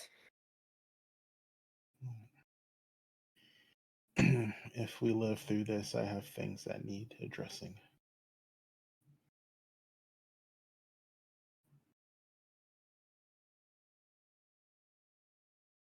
If we live through this, I'll achieve my own goals. Always a lovely thought of motivation.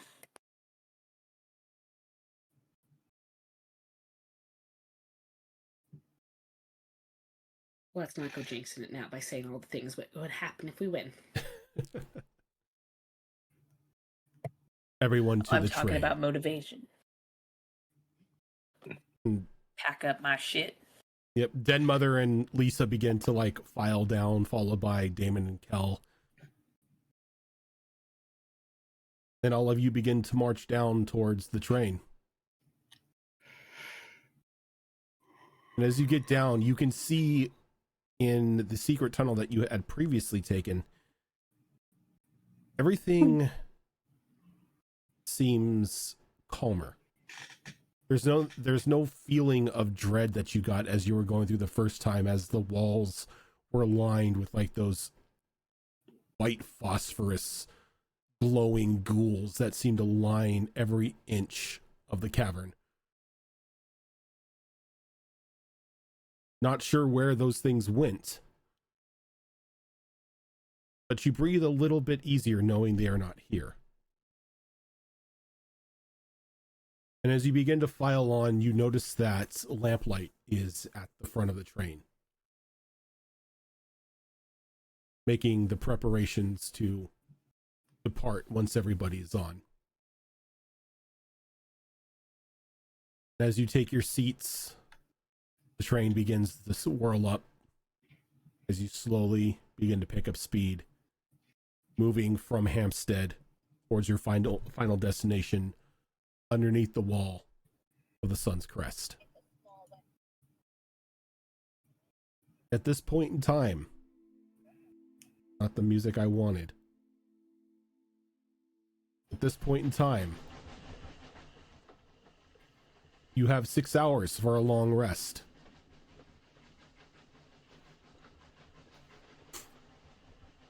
Granted, you have a little bit of downtime before you need to hunker down and sleep without suffering the negative outcomes of exhaustion.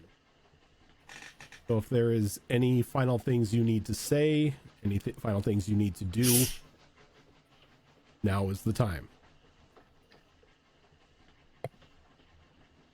Kinnick will have a small little group meeting on the train. First things first, they'll look around on the train and kind of have that wide grin as they're like, ironic that this is how we all met long ago. Though, just as dangerous going in. Either way, I have a plan to gather a very powerful ally toward our cause. And this is why I want to do a quick little side trip into the city. And Kemek will pull out the skull. This is going to be a very powerful ally of ours. I thought you were a chronomancer, not a necromancer. Temporal is the correct term. And I am also an anthropologist of sorts. But this skull belonged to a god that I am able to communicate to. And I know the whereabouts of the rest of its body to piece together and make it whole once again. And its power will be restored. Aren't we in enough trouble with gods? This one's different. Though take How that as so? you will. This one's cool. Don't worry.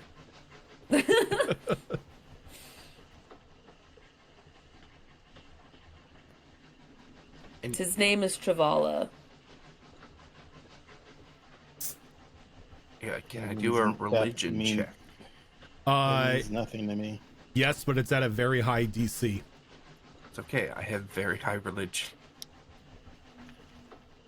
Fuck you and your intelligence. That is gonna be.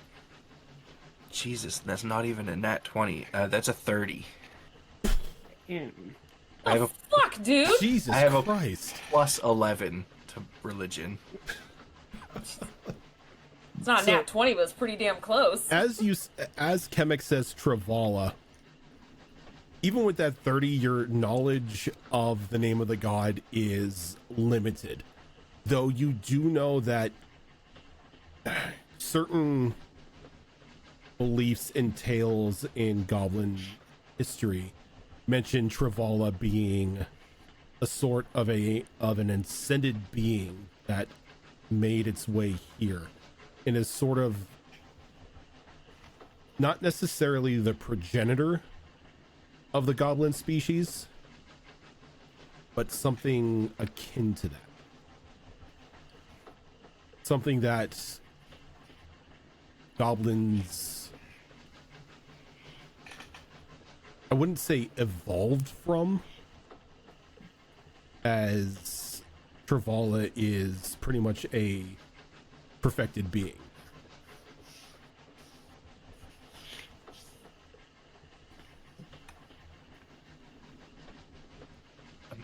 And they have sworn to help us in our endeavors. Should they be restored?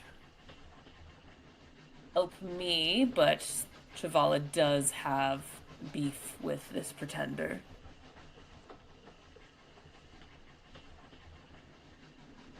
So in a way, yes. Helping us.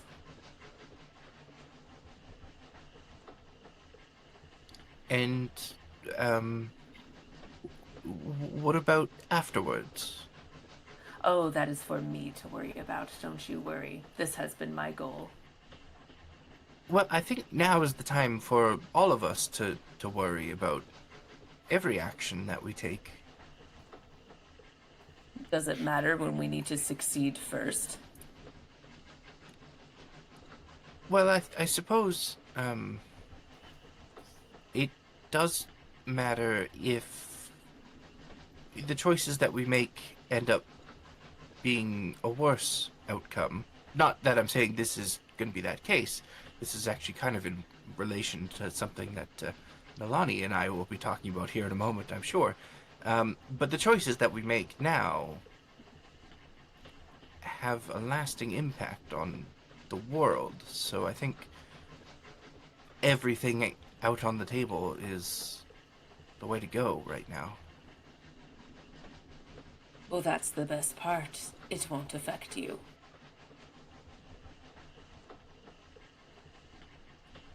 But will it affect other people? Of course it will. Rojan, I want to see if I can reach out to the Stone Mother and go, just a nod, if you can. But is this Travala being worth wasting our time on? And you get a response almost instantaneously that kind of was everyone else's reaction when first hearing the name. She just asks, the hell is a Travala? Yeah, figured. Thank you.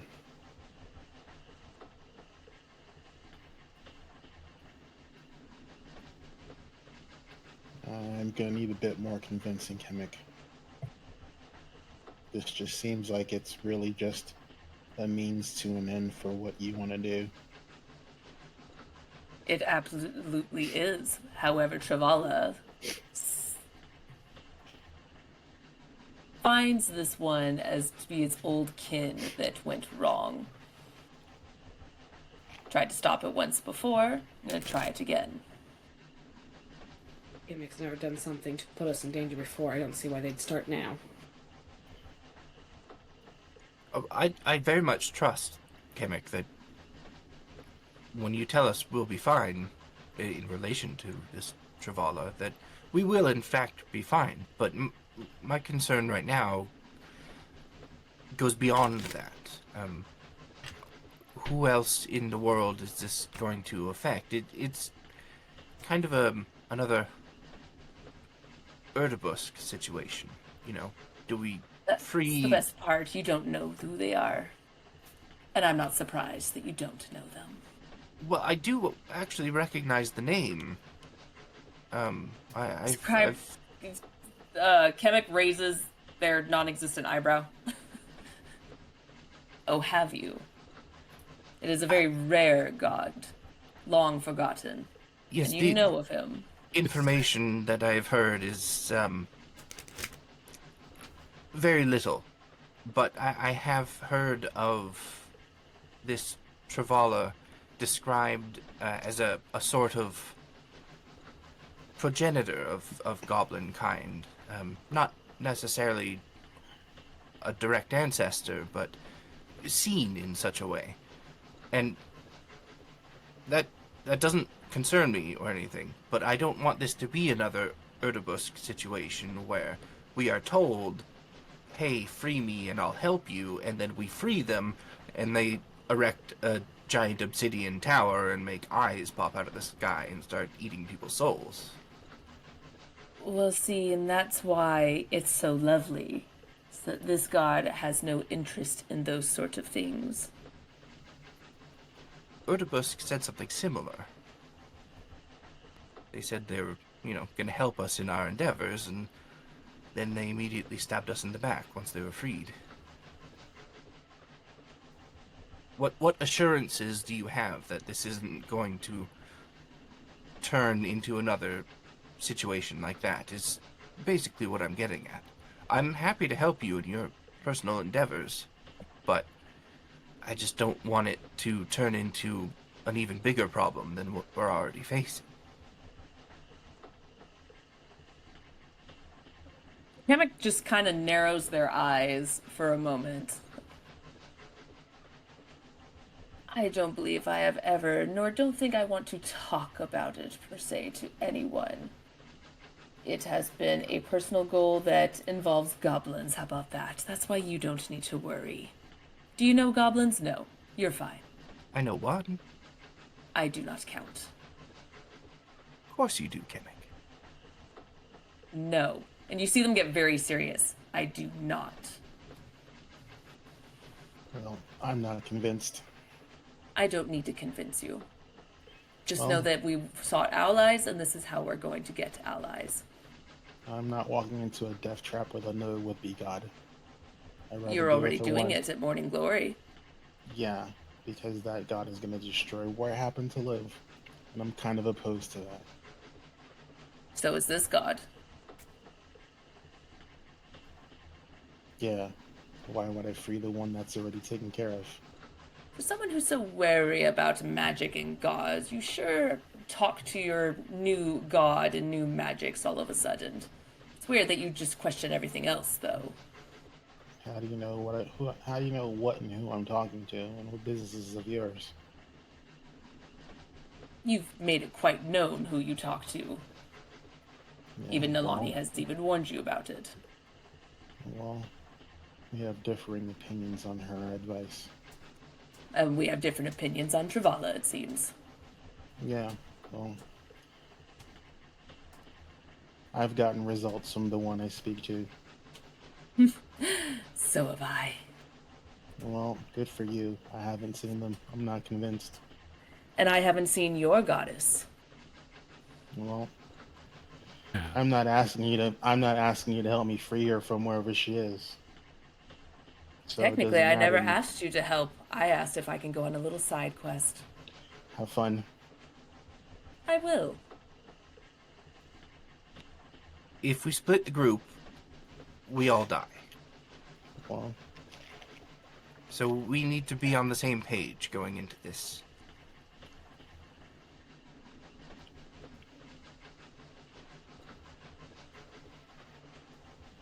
Well, I suppose it's a group consensus. All I know is that this will be a tremendous help, having some sort of divine power that is very much against this pretender.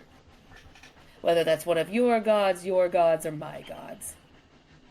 They're after the same goal, isn't just the extra power and help what we truly need. And I agree with you, Kamek. And I've already said I'm happy to help you with this personal endeavor. Especially since it could potentially be a great boon to us in what we're facing.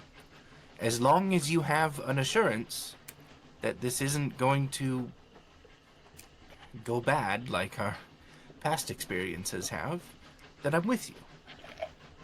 If you can assure me that it isn't going to go bad, not just for me personally, but for people in the world, then I'm with you. Well, certain peoples in the world, but again, you don't have to worry about that. And I have no problem with potentially, though I don't know how it's going to work out, but I am also willing to offer my body as an avatar if need be. But with his body, it might be even better. I already have his skull and his tongue, after all. And he is known as a god that speaks only the truth. And you know that I sense lies with my eye. He's never lied to me. Yes, I know that very well. I've felt the repercussions of not being truthful in front of that particular eye. I have no problem going with Kimmick to do what they need to do. Like I said, Kimmick's never led us astray before. She says it's I not try going to not affect to. us or our people. I'm assuming our people have. Guess I have a responsibility to that now. No, only goblinoids. You're fine. Very well. I don't care about the rest of the goblinoids. So. I don't care about the goblinoids either.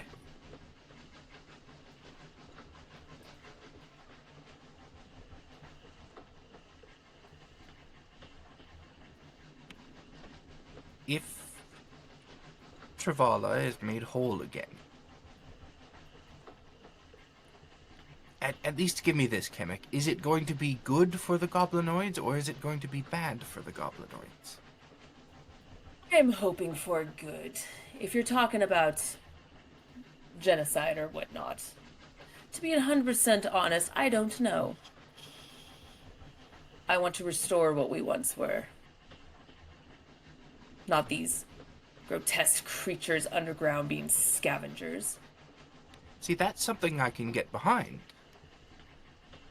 Restoring your people to their lost glory, should you wish to describe their history that way, I can get behind that.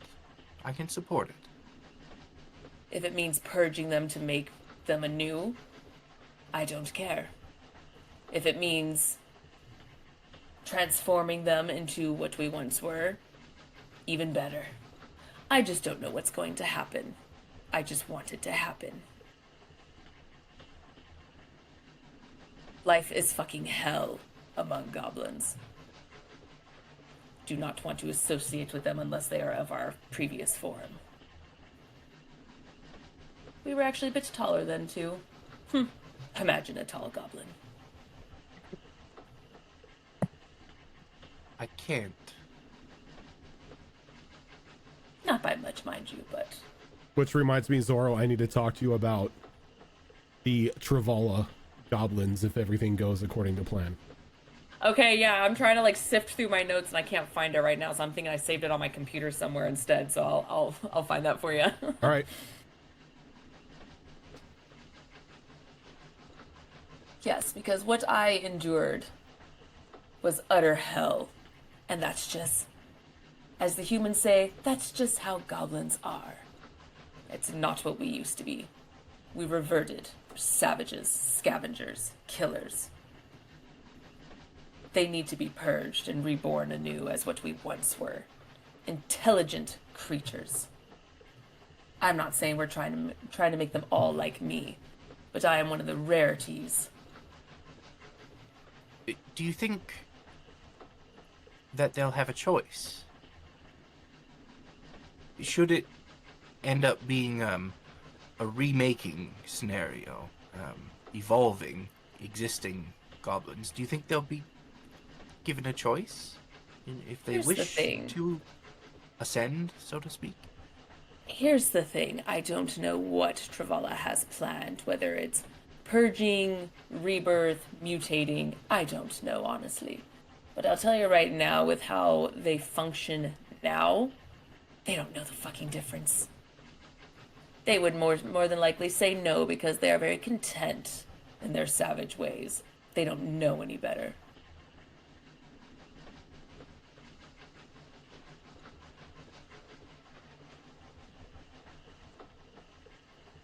Well, at the very least, it sounds like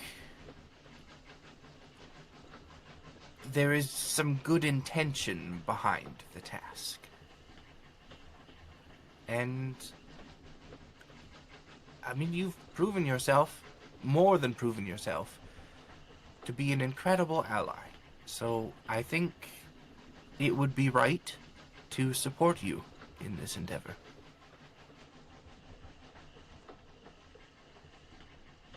It's given me purpose coming out of those hellish ashes.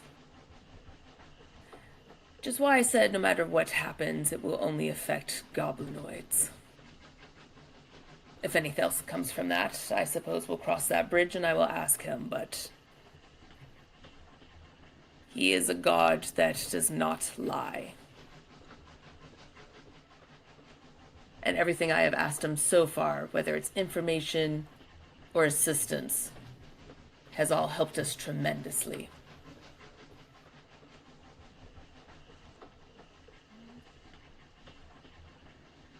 Which is why he's aware of this pretender. He knows of it back when they were still alive together, if that makes sense. He hated him then, he hates him now. Well, then you have my support. I appreciate it, Mia.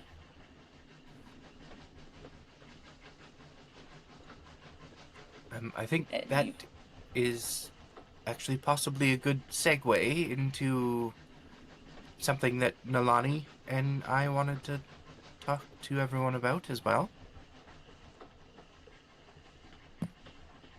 It goes one as any. Go on. Nalani, if you want to take center stage, so to speak. Sure. And as you go to Really? open your mouth and speak, something stops you. As there is just like, it's just caught in your throat. You can't get the words out.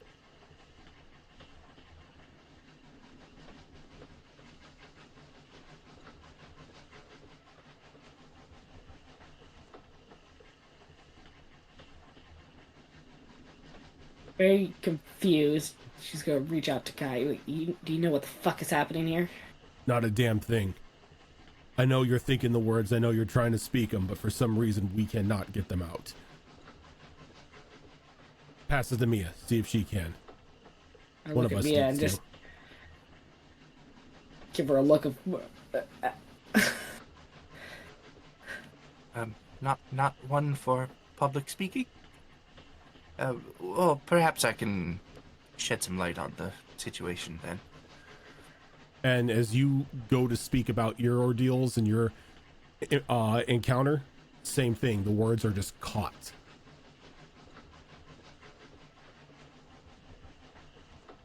Well, what did you want to talk about? As like Kemek seeing you guys kind of open your mouth repeatedly, clearly struggling. Cat got your tongues. Something does. As I pull out the tongue in a jar. That same familiar grin. Maybe I can try a different approach. I'm gonna try. Oh wait, I need to check, make sure this is a cantrip before I do anything, because I have no spell slots. It is a cantrip. Okay. I'm gonna try using my encode thoughts cantrip to create a memory strand of my conversation with the pretender, and then follow that up with something else, assuming that works. Okay, and you're able to pull that memory strand out to be able to display it to everyone. And I'll look over at Kemek and just be like, may I have your permission to show you this memory? Of course. Now, Oh no. I need a charisma check.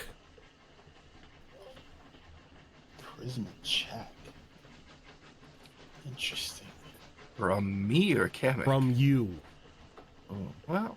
Oh, thank God, not me. Terrible. That's my dump stat. As long as it's not wisdom, there's always a chance. Pretty much. Okay, yeah, there's definitely a chance with a nat 20 for a 21. Okay. Go ahead and tell Kemek what memory they see. The intent is for them to see the memory of the encounter that I had with the pretender when they showed up in my room, essentially, and offered me that deal and told me about their need for a body, and that combining with me, we'd both be able to achieve our goals and their ascension and all of that. That's the intent, is to show them that memory. Okay. So, Kemek, the memory you are Yeah. shown is sort of like what HP Fox explains. Though there seems to be a little bit of a twist inside of it to where Mia seems very on board with this idea. Almost adamantly agreeing that this would be the best outcome. And you can feel your eye twinging, like there's some sort of falsehood inside this memory, but you cannot identify it. Feeling the eye kind of pulse and twitch, can I do a insight check Into the memory? into the memory? Yes, Yeah. you can. Seeing as you have the eye, you most definitely can do the insight check. Does that give me advantage with the eye, or Yes, it no does. in this No, case? it gives does? you Okay. advantage because the eye allows you to see all lies. And seeing as this Okay. is being presented to you, you would still be able to see through. Or possibly see through.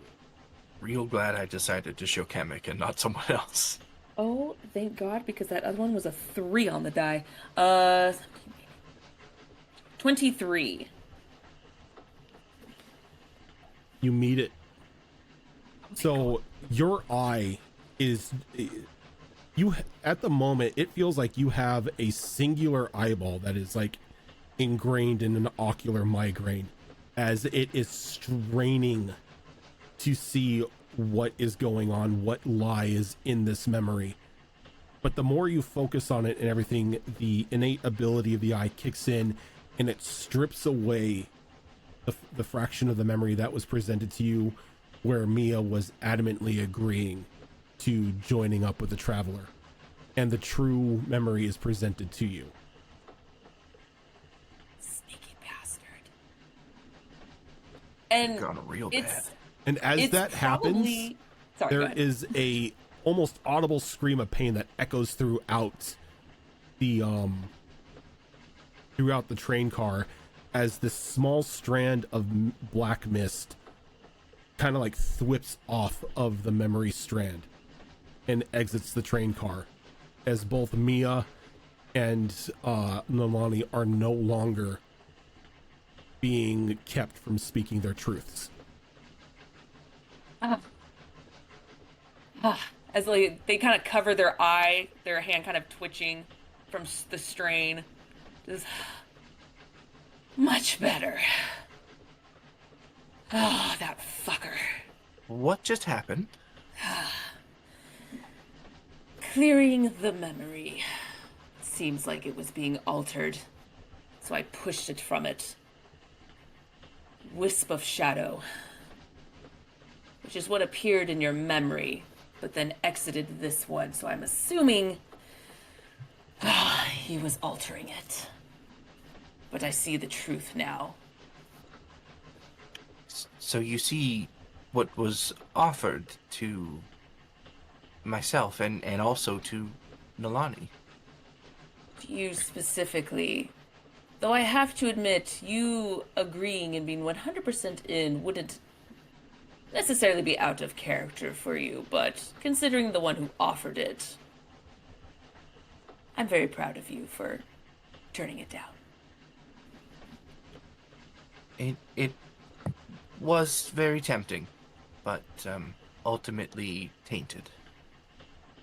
I'll tell you right now, though, if it was Nalani's memory, and Nalani 100% yes, I'm all in, I don't need the eye to know that that's a fucking lie. Appreciate that, because he did approach me yesterday. I went to Really? Tamaga. Or earlier today, actually, technically. I left for Tamaga, had checked in with my people to see how they survived the eyes. And he approached me there.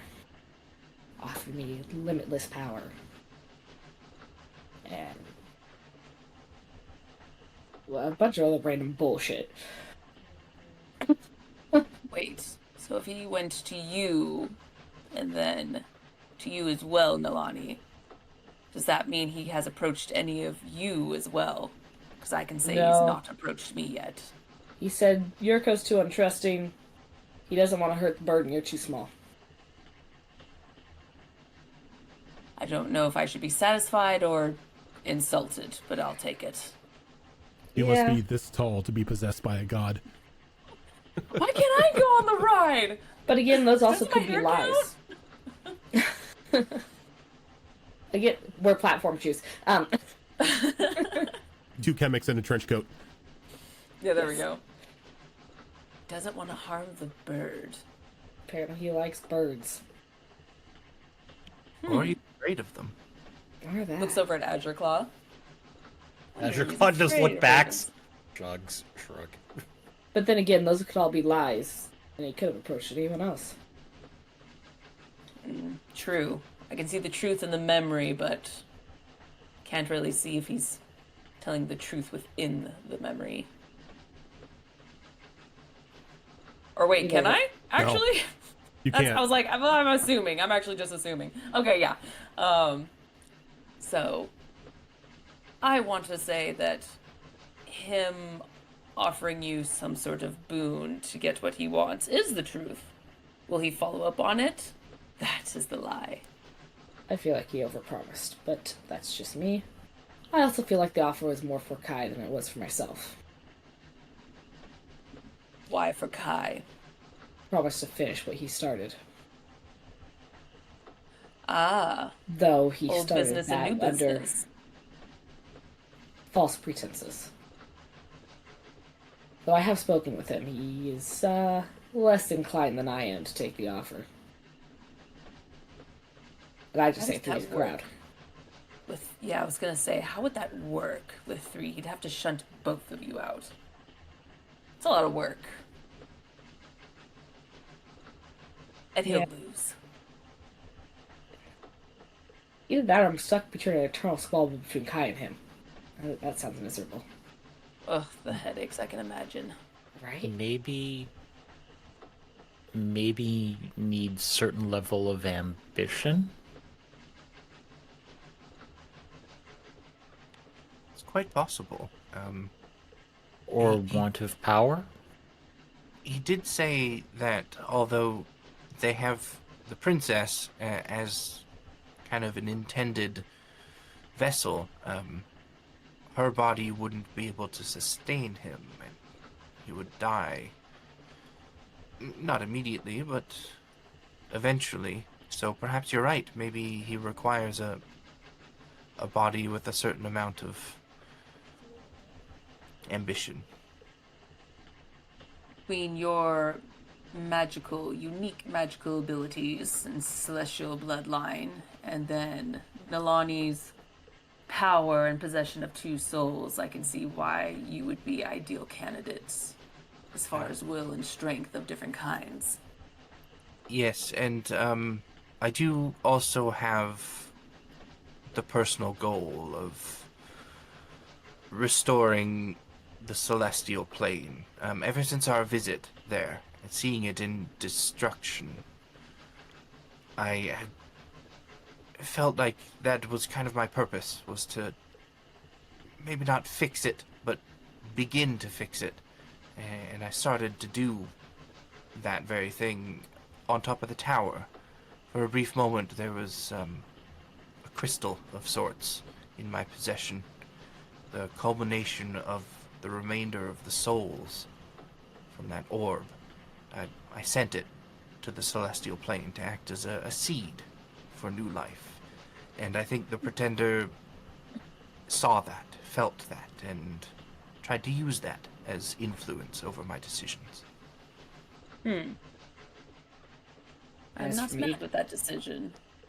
It's actually a pretty good idea on where to store them, to be honest. As for myself, I'm assuming he's playing on the destiny. Kai had a similar destiny to mine. That's why we lined up the way we did. It's bring glory to our people, to unite our people. I'm sure he's just playing on that. Either that or the offer really was for Kai. And he doesn't realize how much Kai hates him.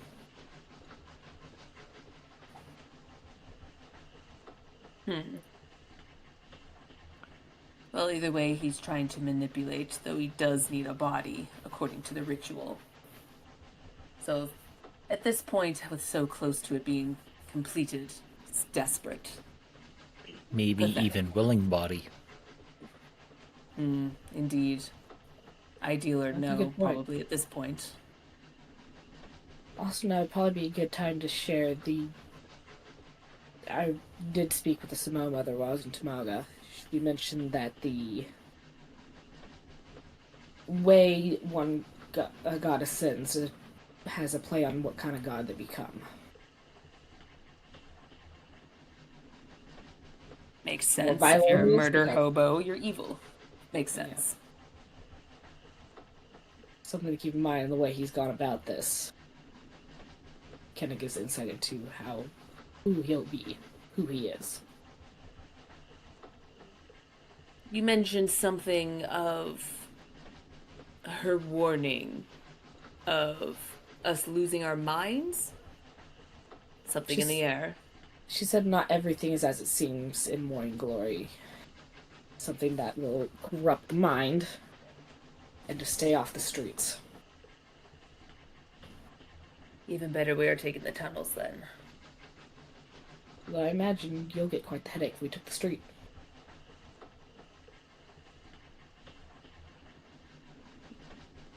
Well, if I need to go topside to retrieve the body, I have something to at least protect my mind for a short time. Speaking of which, seeing how he approached both Mia and myself, and we're both what was the phrase I used earlier? Most susceptible to mind tricks? Probably want to keep an eye on us. Are Yes. there people in Morning Glory? Supposedly. And supposedly they're all shut in their homes. Do not trust. I wouldn't trust anything in Morning Glory until we finish what we're here to do.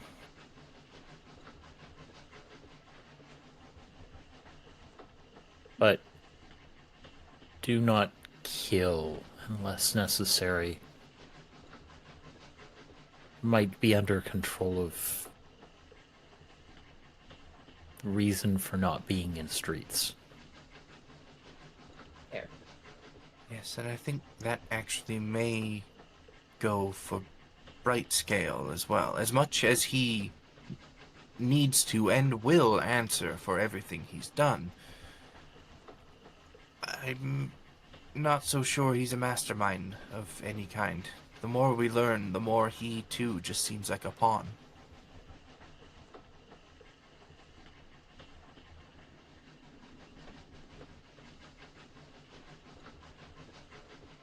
Possibly. Though, if it's anything like what happened with Kai, he is a pawn.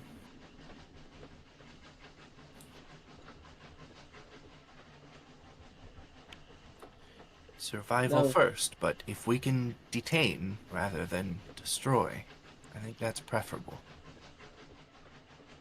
And live without arms. I suppose, yeah. If the only way to detain him is to remove his limbs, we can restore those later. Or if there's a way to make him see that the pretender is not who he says he is. True. It worked once, could work again. Good.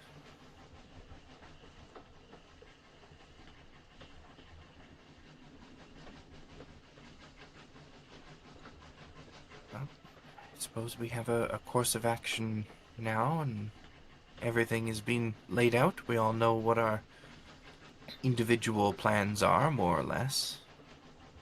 We're in as good a position as any. As good as it's gonna get for now. Oh, As much as there we can.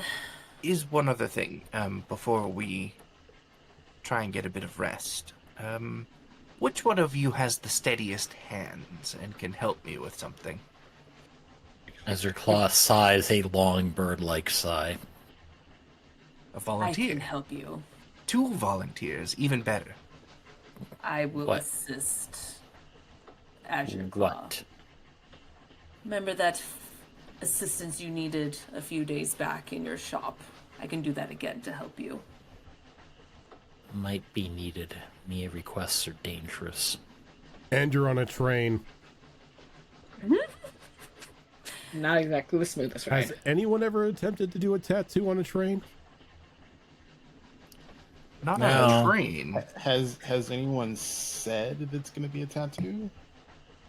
We all know Technically, that's where this is no. It's all, we all know that's where it's going. I don't know where this is going. I have Because not. it only lasts until it is actually used, I will go ahead and spend 2 temporal points. Thank God we're resting after. Spending 2 temporal points on Azure Claw, as I will tap him to have advantage on dexterity checks. Okay. Yay! So, Well, Well, the funny thing, before you go and do that, I'm just going to say, out of character, if you want to roleplay, because again, the character who can probably best help you has no idea what you want to do. Because I actually have proficiency in calligraphy tools. you And I were have my first calligraphy choice. Oh, snap. Yeah. Yeah, the moment you mention art, Azure Claw is going to be out of this, so... Yeah, your code doesn't carry around ink and scrolls and calligraphy pens for shits and giggles. Why need steady hands? I mean, Well- I do, but for book shit. I've been working on something. Does explode? Possibly. But maybe in a good way. Sort of. So, I mean, Azure Claw, you're familiar with everything that I had Abigail doing. Exploding ink. Yes. Pull out the tattoo kit and the inks. These inks are formulated from coalesced mana crystals. So, in the right configuration, I think could be a boon to arcane tattoos. And I took some time and developed a couple sigils that I would like to have in reserve in case they're needed, let's say. and I'll pull out the blueprints and stuff that I was working on, the designs I was working on, for two different arcane circles, both formulated to be very similar to the magic circle spell. But one is, because you can do the magic circle so it's inverted or not. One of them is inverted, the other is not.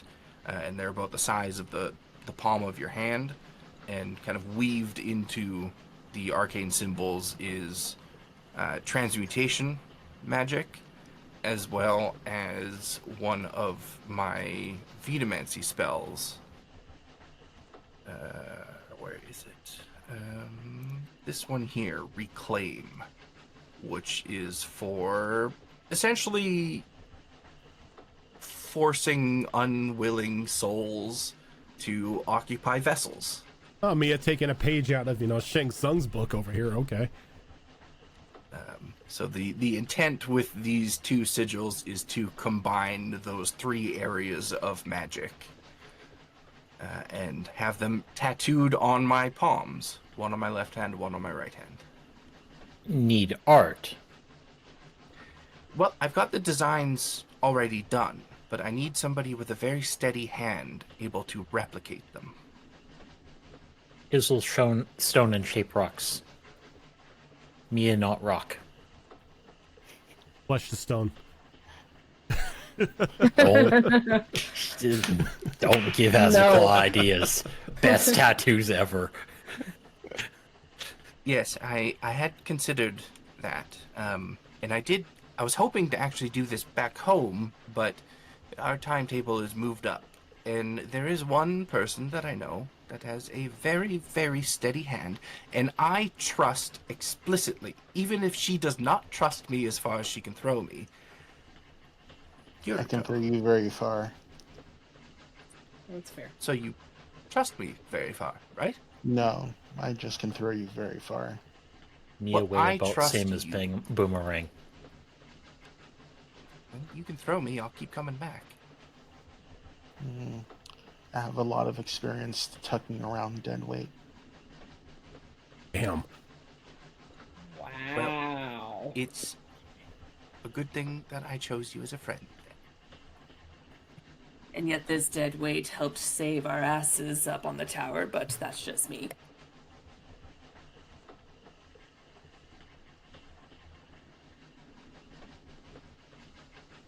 And what danger is there to the person who applies this explosive ink onto your body? I think that the danger to the person applying it is The very, very keyboard. minimal. I think the great majority of the danger is to the person that is having this ink placed within their skin. But the ink seems very stable. More stable than when exploded in workshop. Yes, Has been refined since then. yes. Between Abigail and Azure Claw, they've done a very, very good job with this. They were working on it for quite a while. You realize the palm is the most painful place, well, one of, to get a tattoo. I'm aware. I've been punctured in many places. Can restrain Mia if need be. I don't think that will be necessary. I'm not opposed. I don't. I mean, think- can't be worse than dying multiple occasions, but you know. Yeah, and having your wings disintegrated doesn't feel great. I'm sure Mia this has will been feel stabbed fine in many times comparison. before. Stabbed, bit, cut, sliced, Burned. killed, burned. More than half I'm of it really is trying not to think about all of it together like that, because that's just traumatizing.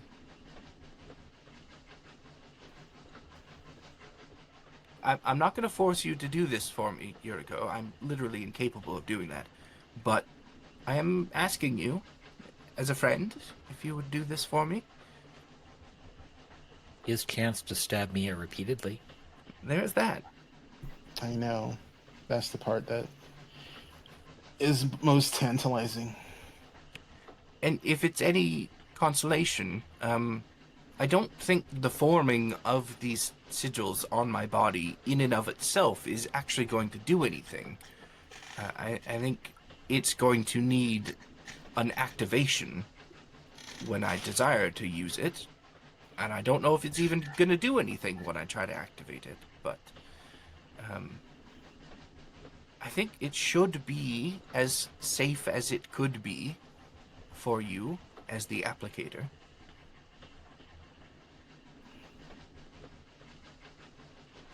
Let me see these weird-ass tools you're dealing with.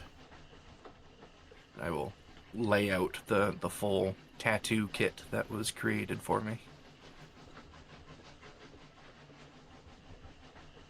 Now, I'm presuming this is not a tattoo gun. It's like old school. Old school needle. Like Hammer and needle, tick, tick, tick, tick, tick. Yep. and she looks at it and she's like, well, I'm familiar with this technique. I thought you might be.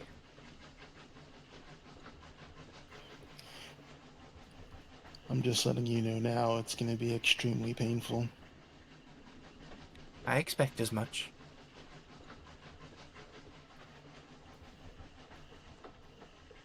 Judging by the intricacies of each rune and everything, you could possibly get this done, but you're not going to get a full rest. So I'm going to have a... Well, that means we're both going to have a thing of exhaustion.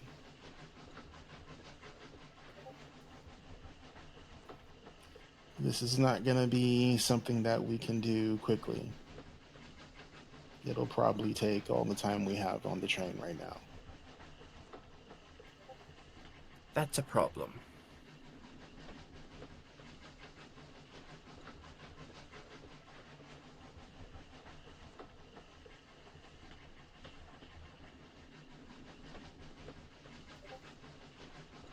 I hear the Discord messages pinging. I may or may not have posted the scene from Moana at the very beginning when the guy's getting the tattoo and he's like, "Oh God, is it almost done?" And it's like one line, and she's like, "So close." Like, that's Mia.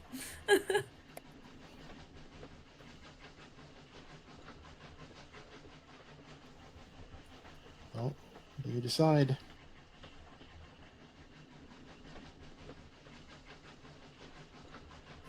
May not be best to be exhausted going into city.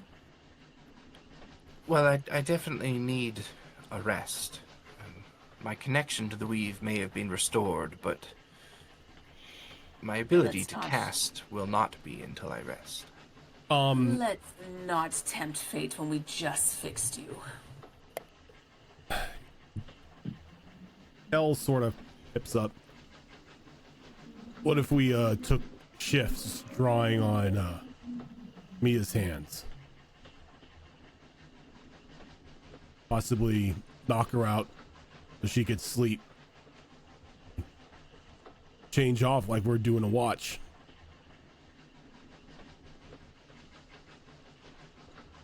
I mean, I like the way you think. I think 3 of us should be able to do it with and still be able to get enough rest. My brother and I can each take a turn if Yuriko wants the other one. well, I'll have to lay down the initial pattern. I doubt very seriously any one of you can do something that intricate free-handed. As he kind of smirks and he just reveals part of his upper body, and you could just see his very intricate tattoos running across his shoulder.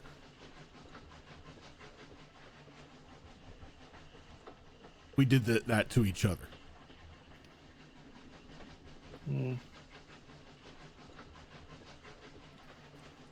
I should also maybe explain my reasoning for all of this. If the opportunity presents itself to take back all of the celestial essence that was taken from my people. That's what this is designed to do. And I don't know if that opportunity will present itself, but if it does, I wish to have the tools to take it. And disperse it, of course, in the celestial plane, should that opportunity arise, but that's a bridge that'll be crossed, should it need to be. No.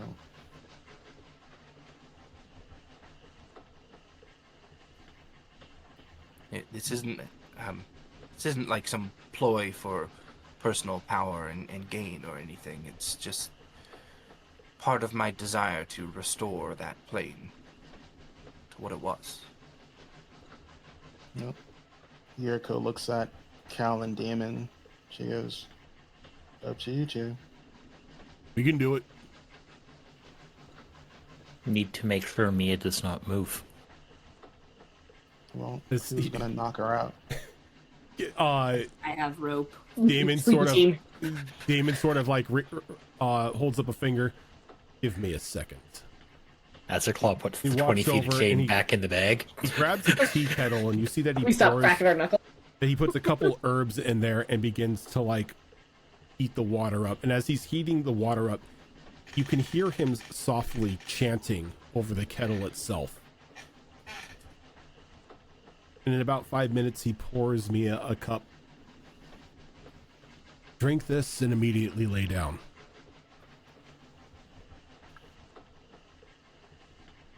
All right. Oh, he's not gonna jab down her throat like someone did someone else. I will drink the fancy sleepy time tea and immediately lay down. And as soon as your head hits the pillow, you are out. Works like a charm every time. Damon looks at the rest of the group.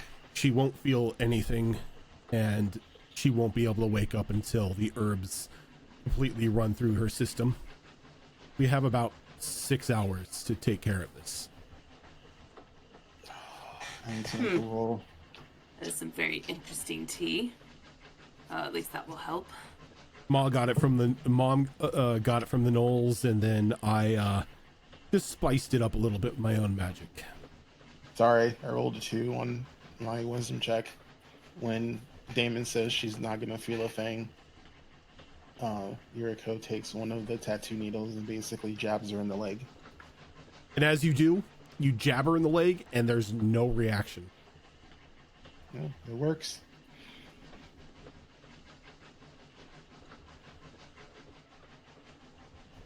All right. Well, then I suppose it's time to get some rest. So all I need from you, Mia, there won't be any needed skill checks. There won't be anything like that. All I need from Mia is a percentile. Oh dear And, God! Just... oh Jesus! You know, I'm not feeling too concerned about this because this dice tray, this new dice tray, has been treating me very well so far.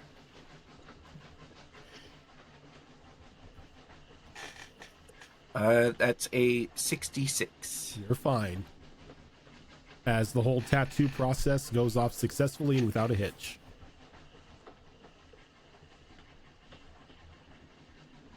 I'm more concerned about the group wanting to tie me up than I am about rolling percentiles now.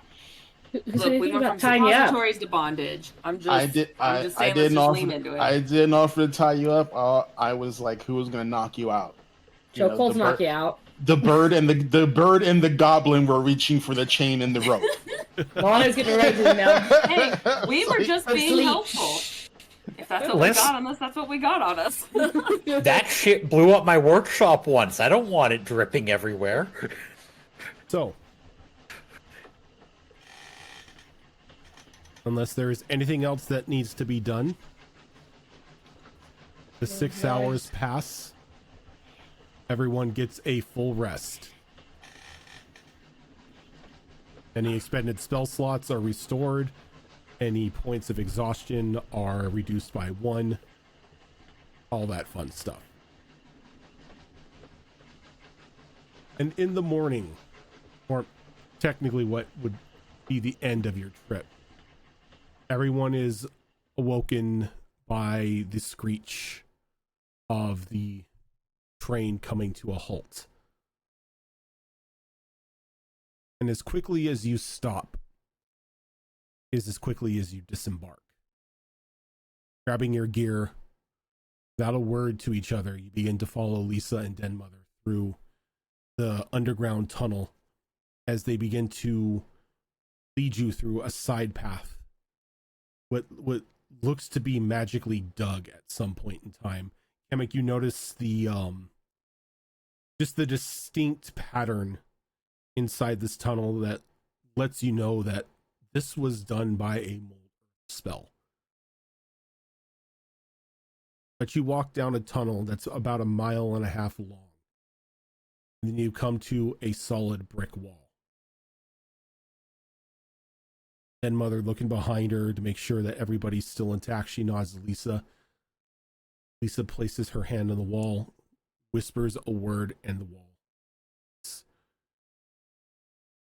As you are now inside a cellar. As the last of you come in, the door shuts behind you. And she leads you upstairs into a very finely decorated mansion. Not very hard to tell who it belongs to, as there are various paintings of Alistair all over the walls, finery everywhere. Most definitely, this Dragonborn lives in the tens. But it's not gaudy. It's actually very fashionable. It's very well put together. It's not just a construct of ego. It just seems that a lot of people have wanted to paint Lord Alistair for his services to the city and to the church. And Lisa looks around. She looks to the group. Split up. Let's find that passageway and let's get this little siege of ours started. And that is where we are going to end for tonight. As next week begins the siege of Morning Glory. I should be good that day. I better be. You better be. This is a all hands on deck thing. Mia had to go distract Nalani by asking her hard questions. Fucking questions are this stuff. No, she doesn't. That's why she doesn't have wisdom. She just kind of blissfully goes through life. That is going to do it for us tonight. Thank you so much, everyone, for tuning in. If this isn't your first time here, this is not the only show that we do. I believe on this upcoming Tuesday is another episode of Tortor. Nope. I lied. I'm a liar. Well, I'm a DM. That should be expected. But on alternating Tuesdays, we have Star Wars Tales of the Outer Rim, which is, of course, a Star Wars game that is run by Tiltbot. On this upcoming Thursday will be another episode of Tricorn Isles, which is a 5th edition high seas adventure game that I run. On the alternating Thursdays, we have Mass Effect Horizons, which is a Mass Effect 5th edition mod that Zoro runs. On this upcoming Saturday, we have 2 shows planned. One is another episode of Withered Wastes, which is Wayward Wanderers, which is a Pathfinder 2 Extinction Curse campaign run by Azerin. And then later on in the night will be episode 3 of our brand new superhero show of Would Be Heroes. Oh, shit, that's this weekend. That is this weekend. Well, I have a new laptop I can play on if all else fails. I have been excited for this because we had to skip last month. So there is going to be some fun for that. Alternating Saturday, we have Withered Waste, which is a 5th edition post-apocalyptic game that I run. And on the first Saturday of every month is our lore show. So coming up next week is Behold Lore. We need to discuss what the topic is. But and then we will be back here on Monday for another episode of Destiny Forge, which is our longest running show here on the channel, and the start of the Siege of Morning Glory and the culmination or the start of the culmination of the first arc of the campaign. So tune in for some fun, as I have many things planned for all of you. Let's get roused. But for now, we are going to head on out. Thank you so much, everyone, for tuning in, and we will see you on Thursday.